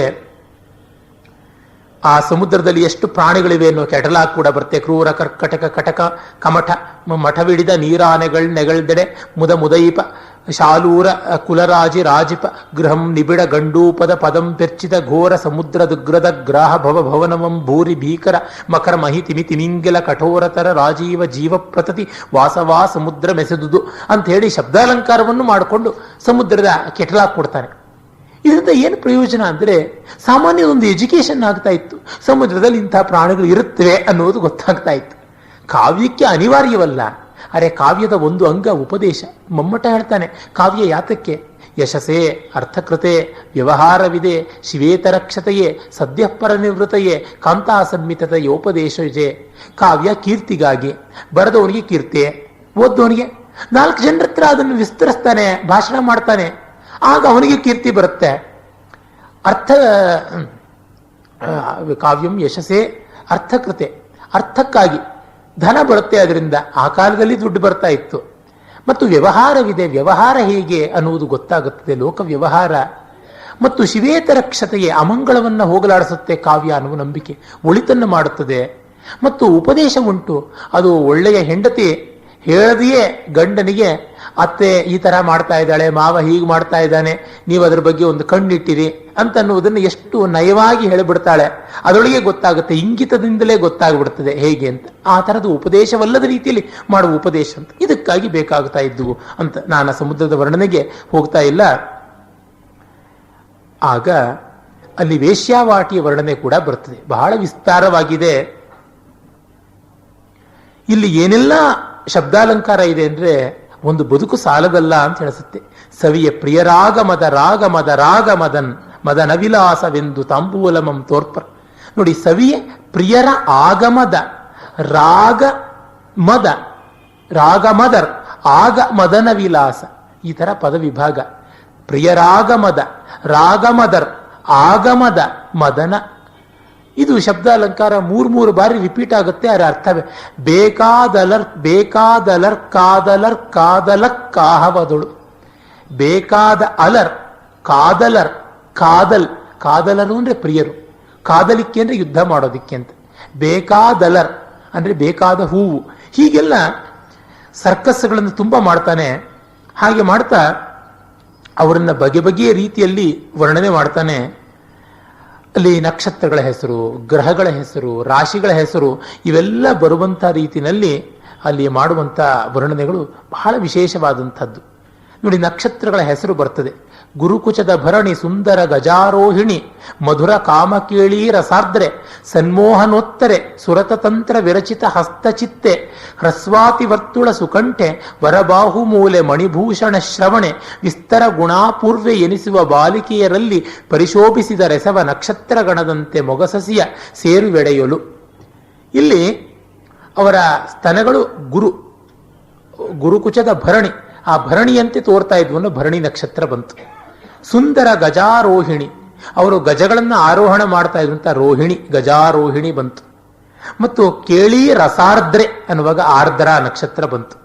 ಸನ್ಮೋಹನೋತ್ತರ, ಸನ್ಮೋಹನ ಮಾಡುವಲ್ಲಿ ಉತ್ಕೃಷ್ಟವಾದವರಲ್ಲಿ ಉತ್ತರ ನಕ್ಷತ್ರ ಬಂತು. ಮತ್ತು ತಂತ್ರ ವಿರಚಿತ ಹಸ್ತ ಚಿತ್ತೆ, ತಂತ್ರ ಮಾಡುವ ಹಸ್ತ ಮತ್ತು ಕೈ, ಹಸ್ತ ನಕ್ಷತ್ರ ಚಿತ್ತ ನಕ್ಷತ್ರ ಬಂತು. ಮತ್ತೆ ಹ್ರಸ್ವಾತಿ ವರ್ತುಳ ಸುಕಂಠೆ, ಸೊಗಸಾದ ಹ್ರಸ್ವ, ಚಿಕ್ಕದಾದ ಜಿರಾಫೆ ತರ ಉದ್ದವಾದ ಕೊರಳಲ್ಲ, ಹ್ರಸ್ವವಾದ ಅತಿ ಸುಂದರವಾದ ಕಂಠ ಅಂತನ್ನುವಾಗ ಹ್ರಸ್ವಾತಿ, ಅಲ್ಲಿ ಸ್ವಾತಿ ನಕ್ಷತ್ರ ಬಂತು. ವರಬಾಹು ಮೂಲೆ, ಸುಂದರವಾದ ತೋಳಿನ ಭುಜ, ಮೂಲ ನಕ್ಷತ್ರ ಅಲ್ಲಿ ಬಂತು. ಮಣಿಭೂಷಣ ಶ್ರವಣೆ, ಮಣಿಭೂಷಣಗಳ ಕರ್ಣಾಭರಣ ಎನ್ನುವಾಗ ಶ್ರವಣ ನಕ್ಷತ್ರ ಬಂತು. ವಿಸ್ತರದ ಗುಣದ ಅಪೂರ್ವೆ, ವಿಸ್ತರ ಗುಣ ಅಪೂರ್ವೆ, ಪೂರ್ವಭದ್ರ ನಕ್ಷತ್ರ, ಪೂರ್ವಾಷಾಢ ನಕ್ಷತ್ರ ಅವುಗಳು ಬಂದವು. ಹೀಗೆ ಮುಖ ಚಂದ್ರನಲ್ಲಿ ಈ ಎಲ್ಲ ನಕ್ಷತ್ರಗಳು ಸೇರಿಕೊಂಡಂತ ರೀತಿಯಲ್ಲಿ ಆಗ್ತಾ ಇತ್ತು ಅನ್ನುವಂಥದ್ದು. ಸುನಿಮೇಶ ಮೀನ ಚಾಪಲ ನೇತ್ರೆ ಚಕ್ರೋನ್ಮಿಥುನ ಕುಂಭ ಕುಚೆ ಮಕರ ಕೇತುವರ ಮಾತುಲಾನನೆ ಸಿಂಹ ಮಧ್ಯ ವೃಷಭಾಂಕ ವೈರಿಯ ಪಟ್ಟದಾನೆ ಕನ್ಯಾಕುಲಮಣಿ ಮನಸಿಜ ಶಶಾಂಕ ಕರ್ಕಟ ಚೇಲಮಂ ತೊಡುವ ತನಿಸೊಬಗು ಒಡೆದ ಸನ್ಮೋಹನದ ಕಣಿಯೆ ಬಾಯನು ತರುವ ನೀರೆ ಸಖಿಯಂ ಕರದಳೀರಾರು ರಾಶಿಯಂ ಪೆಸರಿಪವೋಲು.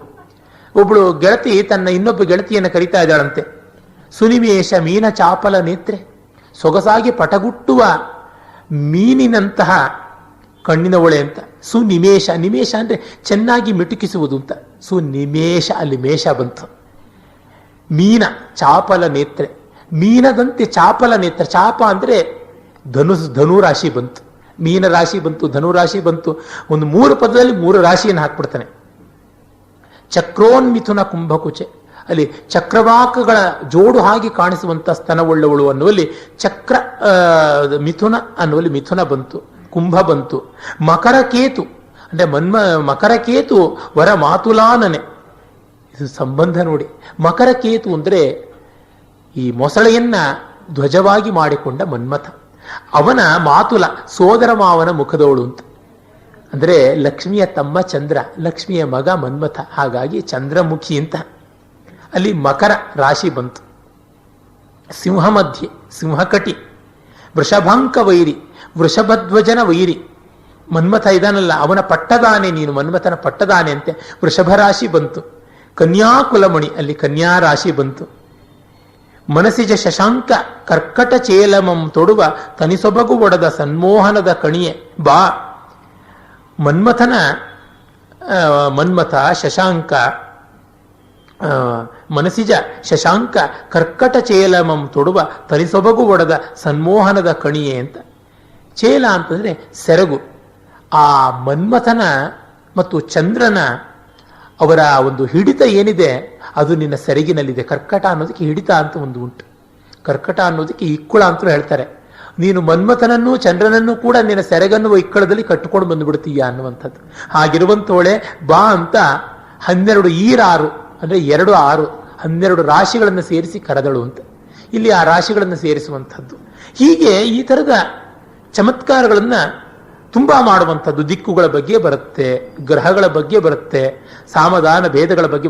ಈಗ ಕಲಹಂಸ ಗಮನೆ, ಪೂರ್ಣೇಂದು ಮುಖಿ, ಚಾರು ಮಂಗಳ ಗಾತ್ರೆ, ಘನ ಸೌಮ್ಯ ಸುಂದರ ವಿಲಾಸಿನಿ, ವಿಮಲ ಗುರು ಪಯೋಧರೆ, ಸರಸ ಕವಿನುತ ಪ್ರಮದೆ, ಮಲ್ಲಿಕಾ ಮಂದಸ್ಮಿತೆ, ವಿಲಸದ್ ಭುಜಂಗ ಸಂಗತೆ, ಮದನಕೇತು ಚಂಚಲ ನೇತ್ರೆ, ಕೇಳಿ ನಿನ್ನ ದೆಸೆಗಿದೆ ನವಗ್ರಹಗಳ ಪೆಸರ ಬಲಮಿನ್ನು ಸೋಲ್ದಪುದು ನಿನಗೆ ಜನಮೆಂದಳು. ನಿನ್ನಲ್ಲಿಯೇ ನವಗ್ರಹಗಳಿರುವಾಗ ಯಾವ ಗ್ರಹ ಚಾರ ಕೆಟ್ಟಿರುವಂತಾನೆ ನಿನ್ನ ಹತ್ರಕ್ಕೆ ಬಾರದೇ ಇರ್ತಾನೆ ಅಂತ. ಇಲ್ಲಿ ಕಲಹಂಸ ಗಮನೆ, ಪೂರ್ಣೇಂದು ಮುಖಿ, ಹಂಸ ಅಂದ್ರೆ ಸೂರ್ಯ ಅಂತ. ಭಾನುರ್ ಹಂಸ ಸಹಸ್ರಾಕ್ಷ ಸಹಸ್ರಾರ್ಚಿ ಸ್ಥಾಪನ ಸವಿತಾರವಿ ಅಮರಕೋಶದಲ್ಲಿ ಹಂಸ ಅನ್ನುವಲ್ಲಿ ಸೂರ್ಯ ಬಂದ. ಪೂರ್ಣೇಂದು ಮುಖಿ ಚಂದ್ರಮುಖಿ ಅನ್ನುವಲ್ಲಿ ಇಂದು ಚಂದ್ರ ಬಂದ. ಚಾರು ಮಂಗಳ ಗಾತ್ರೆ, ಮಂಗಳ ಗಾತ್ರೆ ಮಂಗಳ ಶರೀರ ಎನ್ನುವಾಗ ಮಂಗಳ ಗ್ರಹ ಬಂತು. ಘನ ಸೌಮ್ಯ ಸೋಮ ಚಂದ್ರ, ಅವನ ಮಗ ಸೌಮ್ಯ ಬುಧ ಬಂದ. ಸುಂದರ ವಿಲಾಸಿನಿ ವಿಮಲ ಗುರು ಪಯೋಧರೆ, ಅಲ್ಲಿ ಗುರುಗ್ರಹ ಬಂತು. ಸರಸ ಕವಿನುತ ಪ್ರಮದೆ, ಕವಿಗಳು ಕೊಂಡಾಡ್ತಾ ಇದೆ ನನ್ನನ್ನು. ಕವಿಗಳು ಕೊಂಡಾಡೋದೇ ಹೆಣ್ಣುಗಳನ್ನ ಅಂತ ಒಂದು ಅಪಖ್ಯಾತಿ ಬಂದುಬಿಟ್ಟಿದೆಯಲ್ಲ. ಕವಿ ಎಂದರೆ ಶುಕ್ರಾಚಾರ್ಯ, ಹಾಗಾಗಿ ಉಶನ ಕವಿ ಅಂತ ಅಮರಕೋಶ ಹೇಳುತ್ತದೆ. ಹಾಗಾಗಿ ಕವಿ ಅಲ್ಲಿ ಶುಕ್ರ ಬಂತು. ಮಲ್ಲಿಕಾ ಮಂದಸ್ಮಿತೆ, ಮಲ್ಲಿಗೆಯ ಹಾಗೆ ಅಮಂದ ಅಪಾರವಾದ ಸ್ಮಿತ ನಗು ಉಳ್ಳವಳು ಅಂತ ಅಲ್ಲಿ ಮಂದ ಅಂದರೆ ಶನಿಗ್ರಹ ಬಂತು. ಮತ್ತೆ ವಿಲಸದ್ ಭುಜಂಗ ಸಂಗತೆ, ಭುಜಂಗ ಅಂದ್ರೆ ವಿಟಪುರುಷರು, ಭುಜಂಗ ಅಂದ್ರೆ ಹಾವು ಅಂತಲು, ಹಾವು ರಾಹು. ಮದನ ಕೇತು ಮನ್ಮಥನ ಧ್ವಜ ಅನ್ನುವಲ್ಲಿ ಕೇತು ಬಂತು. ಹೀಗೆ ನೋಡಿ ಸೂರ್ಯನಿಂದ ಕೇತುವಿನವರೆಗೆ ಅದೇ ಆರ್ಡರ್ನಲ್ಲಿ ಪದ್ಯವನ್ನು ರಚನೆ ಮಾಡಿದ್ದಾನೆ. ಪ್ರಾಸಕ್ಕೆ ತ್ರಾಸ ಬರದೆ ಆ ತರಹ ಮಾಡಿರುವಂಥದ್ದು. ಹೀಗೆ ಅಲ್ಲಿಯ ಹೆಣ್ಣುಗಳು ಕಾಣಿಸ್ತಾ ಇದ್ರು ಅಂತ ತುಂಬ 15-20 ಪದ್ಯಗಳು ಬರ್ತದೆ. ಇರಲಿ, ಇನ್ನ ಇದೆಲ್ಲ ನೋಡ್ತಾ ವೇಶ್ಯಾವಾಟಿಯನ್ನೆಲ್ಲ ದಾಟುಕೊಂಡು ಬರ್ತಾ ಇದೆ. ಇಲ್ಲಿ ಅಶ್ಲೀಲ ಯಾವುದೂ ಇಲ್ಲ, ಕವಿ ಚಮತ್ಕಾರ ಮಾತ್ರ ಉಂಟು. ತುಂಬಾ ಜನಕ್ಕೆ ವೇಶ್ಯಾವಾಟಿ ಅಂತಂದ್ರೆ ಅದು ಇವತ್ತಿನ ಮುಂಬೈ ಕಾಮಾಟಿಪುರ ಅಂತ, ಅದಕ್ಕೂ ಇದಕ್ಕೂ ಅಜಗಜಾಂತರವಾದದ್ದು. ಇದು ಕೇವಲ ಸೌಂದರ್ಯ ಪ್ರಪಂಚ, ಕಲ್ಪನಾ ಪ್ರಪಂಚ. ಕೃಷ್ಣ ಊಟ ಮಾಡ್ತಾ ಇದ್ದಂತೆ ಆ ಹೊತ್ತಿಗೆ ಭೀಮ ಬಂದ. ಭೀಮನ ಊಟಕ್ಕೆ ಎಬ್ಬಿಸದೆ ಸ್ವಲ್ಪ ತೊಂದರೆ ಮಾಡ್ತಾನೆ. ಆ ಊಟ ಹೇಗಿತ್ತು ನೋಡಿ.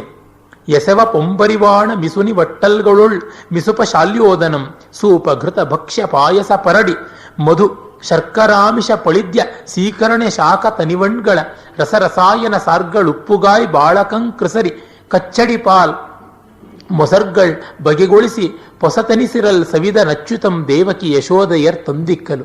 ಒಬ್ಬ ಅಲ್ಲ, ಇಬ್ಬರು ತಾಯಿಯಂದರು ಯಶೋದೆ ದೇವಕಿಯರು ತಂದು ಬಡಿಸ್ತಾ ಇದ್ದಾರೆ.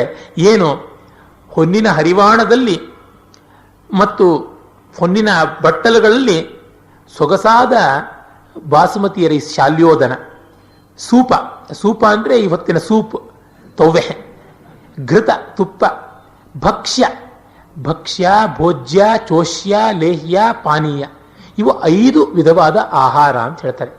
ಭಕ್ಷ್ಯ ಅಂದ್ರೆ ದವಡೆಗಳಿಂದ ಕಚ್ಚಿ ತಿನ್ನುವಂಥದ್ದು. ಭೋಜ್ಯ ಅಂದ್ರೆ ಮುಂದಿನ ಹಲ್ಲುಗಳಿಂದ ಕತ್ತರಿಸಿ ತಿನ್ನುವಂಥದ್ದು, ಇನ್ಸೈಸರ್ಸ್ ಬಳಸಿ. ಈಗ ಬಿಸ್ಕತ್ತನ್ನ ಅವನ್ನ ಸೌತೆಕಾಯಿ ಸ್ಲೈಸ್ ಅನ್ನ ಮುಂದಿಂದ ಕತ್ತರಿಸಿಕೊಂಡು ತಿಂತೀವಿ, ಆದರೆ ಅನ್ನವನ್ನ ನೇರವಾಗಿ ದವಡೆಗೆ ಹಾಕೋತೀವಿ, ಅದು ಭಕ್ಷ್ಯ. ಇದು ಭೋಜ್ಯ, ಸಾರಿ ಉಲ್ಟಾ, ಭೋಜ್ಯ ದವಡೆಗೆ ಹೋಗುವುದು, ಭಕ್ಷ್ಯ ಮುಂದೆ ಬರೋದು. ಚಕ್ಕಲಿ ಅವುಗಳೆಲ್ಲ ಮುಂದೆ ಕತ್ತರಿಸಿಕೊಂಡು ಮತ್ತೆ ದವಡೆಗೆ ಹಾಕೋತೀವಿ, ಅದು ಭಕ್ಷ್ಯ. ಆಮೇಲೆ ಚೋಷ್ಯ ಅಂದ್ರೆ ಹೀರಿ ಕುಡಿಯುವಂಥದ್ದು. ಈಗ ಉದಾಹರಣೆಗೆ ನಾವು ಸ್ವಲ್ಪ ಗಟ್ಟಿಯಾಗಿ ಮಾಡಿರತಕ್ಕಂಥ ಪಾಯಸ ಇತ್ಯಾದಿಯನ್ನ ಘಟಘಟ ಕುಡಿಯೋದಿಕ್ಕಾಗೋದಿಲ್ಲ, ಸೊರಸೊರನೆ ಹೀರಿ ಕುಡಿಯಬೇಕು. ಆ ರೀತಿಯಾದದ್ದು ಕಬ್ಬು, ಅದನ್ನು ಜಗಿದು ರಸವನ್ನು ಹೀರಬೇಕು, ಅದು ಚೋಷ್ಯ. ಲೇಹ್ಯ ನೆಕ್ಕಬೇಕಾದದ್ದು, ಗೊಜ್ಜು ಮೊದಲಾದಂಥವು, ಚಟ್ನಿ, ಈ ಥರದ್ದು ಲೇಹ್ಯ. ಆಮೇಲೆ ಪಾನೀಯ, ಕುಡಿಯಬೇಕಾದದ್ದು. ಇದನ್ನು ಕೃಷ್ಣನೇ ಭಗವದ್ಗೀತೆಯಲ್ಲಿ ಹೇಳ್ಬಿಟ್ಟ. ಇಂಥದ್ದು ನಾನು ಪ್ರಾಣ ರೂಪಿಯಾಗಿ ಅಹಂ ವೈಶ್ವಾನರೋ ಭೂತ್ವ ಪ್ರಾಣಿನಾಂ ದೇಹಮಾಶ್ರಿತ ಪ್ರಾಣಾಪಾನ ಸಮಾಯುಕ್ತ ಪಚಾಮ್ಯನ್ನಂ ಚತುರ್ವಿಧಂ, ಪಾನೀಯ ಎಕ್ಸ್ಟ್ರಾ, ಈ ಥರದ್ದು. ಅದು ಆ ಭಕ್ಷ್ಯ. ಪಾಯಸವೇ ಅದರೊಳಗೊಂದು ವೆರೈಟಿ, ಪರಡಿ ಪಾಯಸ ಅಂತ ಉತ್ತರ ಕರ್ನಾಟಕದ ಕಡೆ ಮಾಡ್ತಾರೆ. ಇವನು ದೇವನೂರಿನವನಲ್ಲ, ದೇವಪುರ ಸುರಪುರದವನು ಅಂತ ಆರ್ಗ್ಯೂ ಮಾಡೋರು ಇದು ಒಂದು ಆಧಾರ ಅಂತ ಹೇಳ್ತಾರೆ. ಕುಮಾರವ್ಯಾಸ ಕೂಡ ಹೇಳ್ತಾನೆ ಪರಡಿ ಪಾಯಸ ಅಂತ ಹೇಳ್ಬಿಟ್ಟಿದ್ದನು. ಮತ್ತೆ ಮಧು, ಜೇನು, ಶರ್ಕರೆ. ಆಮಿಷ ಅಂತಂದ್ರೆ ಇಷ್ಟವಾದ ಯಾವುದಾದ್ರು ತಿಂಡಿ ಅಂತಲೂ ಆಗುತ್ತೆ, ಮಾಂಸ ಅಂತಲೂ ಆಗುತ್ತೆ. ಪಳಿದ್ಯ, ಅದು ವಿಶೇಷವಾದಂಥದ್ದು. ಡಿ ವಿ ಜಿಯವರು ಪದೇ ಪದೇ ಒಂದು ಪದ್ಯ ಹೇಳ್ತಾ ಇದ್ರು. ಜಯತೀರ್ಥ ಸ್ವಾಮಿಗಳು ಶ್ರೀಮನ್ ನ್ಯಾಯಸುಧಾ ಅಂತ ಒಂದು ಗ್ರಂಥ ಬರೆದಿದ್ದಾರೆ. ಮಧ್ವಾಚಾರ್ಯರ ಅನುವ್ಯಾಖ್ಯಾನದ ವ್ಯಾಖ್ಯಾನ. ಅದನ್ನ ಆರಂಭ ಮಾಡ್ತಾ ನಾವು ವೇದಾಂತದಲ್ಲಿ ಗಾಢರಲ್ಲ, ವ್ಯಾಕರಣದಲ್ಲಿ ಪಾರೀಣರಲ್ಲ, ಏನೂ ಅಲ್ಲ, ಕೇವಲ ಗುರುಕೃಪೆಯಿಂದ ಬರಿತಾ ಇದ್ದೀವಿ ಅಂತ. ಡಿ ವಿ ಜಿಯವರ ಹತ್ರಕ್ಕೆ ಒಮ್ಮೆ ರಂಗನಾಥ್ ಶರ್ಮರು ಬಂದಿದ್ರಂತೆ. ಆಗ ಶರ್ಮಾ, ನಿಮಗೆ ಯಾರು ವ್ಯಾಕರಣ ಕಲಿಸಿದ್ರು ಅಂತ ಕೇಳಿದ್ರಂತೆ. ನಮಗೆ ಗರಣಿ ತಿಮ್ಮಣ್ಣಾಚಾರ್ಯರು ಅಂತ ಇದ್ರು ಅವರು ಅಂತ. ನನಗೆ ಅವರ ತಂದೆ ಗರಣಿ ವೈಯಾಕರಣಿ ಕೃಷ್ಣಾಚಾರ್ಯರೇ ಪಾಠ ಹೇಳಿದ್ರು. ಅರೆ, ನಮಗೆ ವ್ಯಾಕರಣ ಬರಲಿಲ್ಲ, ಒಳ್ಳೆ ಮಾಧ್ವ ಬ್ರಾಹ್ಮಣರು, ಅವ್ರ ಮನೆಯ ಊಟ ತಿಂಡಿಗಳಷ್ಟೇ ನಾಲಿಗೆ ಗಿಳಿದಿದ್ದು. ಅವರು ದೊಡ್ಡವರಾದರೂ ಅವ್ರ ಮನೆಯ ಅನ್ನ ರಸ ಬಂತೆ ಹೊರತು ಅಮರಕೋಶದ ಪಾಣಿನಿಯ ರಸ ಬರಲಿಲ್ಲ. ನವೇದಾಂತೆ ವೇತ್ತ ನಚ ಪರಿಚಿತಂ ಶಬ್ದಶಾಸ್ತ್ರಂ ನವಾ ತರ್ಕೇ ವೇದೆ ನಚಸರಸತಾ ಕಾವ್ಯ ನಿವೆಹೆ ವಯಂ ಶ್ರೀಮದ್ಬ್ಯಾಳಿ ಹುಳಿಪಳಿದ್ಯ ಕೋಸಂಬ್ರಿ ತೊವ್ವಿ ಹಯಗ್ರೀವಾಂಬೋಡಿ ಕರೆಗಡಬು ದಧ್ಯನ್ನ ರಸಿಕಾಹ ಅಂತ. ಹಾಗಾಗಿ ವಯಂ ಶ್ರೀಮದ್ಬ್ಯಾಳಿ ಹುಳಿ, ಅದು ಮಾಧ್ವರಲ್ಲಿ ವಿಶೇಷ ಶ್ರೀಮದ್ ಬೇಳೆ ಹುಳಿಯನ್ನ ಅಂತ ಮಾಡ್ತಾರೆ. ಹುಳಿ ಪಳಿದ್ಯ ಕೋಸಂಬ್ರಿ, ಇದು ನೋಡಿ ಉತ್ತರ ಕರ್ನಾಟಕದ ದೇಶಸ್ಥ ಬ್ರಾಹ್ಮಣರ ಕನ್ನಡದ ಉಚ್ಚಾರವನ್ನೇ ಸೇರಿಸಿ ಮಾಡಿದ ಪದ್ಯ. ಶ್ರೀಮದ್ ಬ್ಯಾಳಿ ಹುಳಿ ಪಳಿದ್ಯ ಕೋಸುಂಬ್ರಿ ತೊವ್ವಿ ಹಯಗ್ರೀವ ಆಂಬೋಡಿ ಕರಿಗಡಬು ದಧ್ಯನ್ನ ರಸಿಕಾಹ ಅಂತ. ಆಮೇಲೆ ಪಾಂಡುರಂಗಿಯವರು ನನಗೊಮ್ಮೆ ಹೇಳಿದ್ರು, ಚಿತ್ರಾನ್ನ ಚತುರಾಹ ಅಂತ ಕೂಡ ಇನ್ನೊಂದು ಪಾಠಾಂತರ ಇದೆ ಇದಕ್ಕೆ. ರಸಿಕಾಹ ಮೊಸರನ್ನದ ರಸಿಕರಲ್ಲ, ಚಿತ್ರಾನ್ನ ತಿನ್ನುವುದರಲ್ಲಿ ಚತುರರು ಅಂತ. ಅಂದ್ರೆ ಈ ಆಹಾರಕ್ಕೆ ಅಷ್ಟು ಬೆಲೆ ಕೊಟ್ಟಿದ್ರು. ಪಳಿದ್ಯ, ಸೀಕರಣೆ, ಅದು ಕೂಡ ಮತ್ತೆ ಉತ್ತರ ಕರ್ನಾಟಕದ ಕಡೆಗೆ ಹೆಚ್ಚು ಬಳಕೆ ಇರತಕ್ಕಂಥದ್ದು. ಶಾಖ, ತರಕಾರಿಗಳು, ತನಿವನ್ಗಳು, ರಸಾಯನ, ಸಾರುಗಳು, ಒಂದಲ್ಲ ಎರಡಲ್ಲ ಹಲವು ಬಗೆಯ ಸಾರುಗಳು. ಈ ಮಂಗರಸ, ಮೂರನೇ ಮಂಗರಸ ಸೂಪಶಾಸ್ತ್ರ ಅಂತ ಕನ್ನಡದಲ್ಲಿ ಬರೆದಿದ್ದಾನೆ, ವಾರ್ಧಕ್ ಷಟ್ಪದಿಯ ಒಂದು ಗ್ರಂಥ.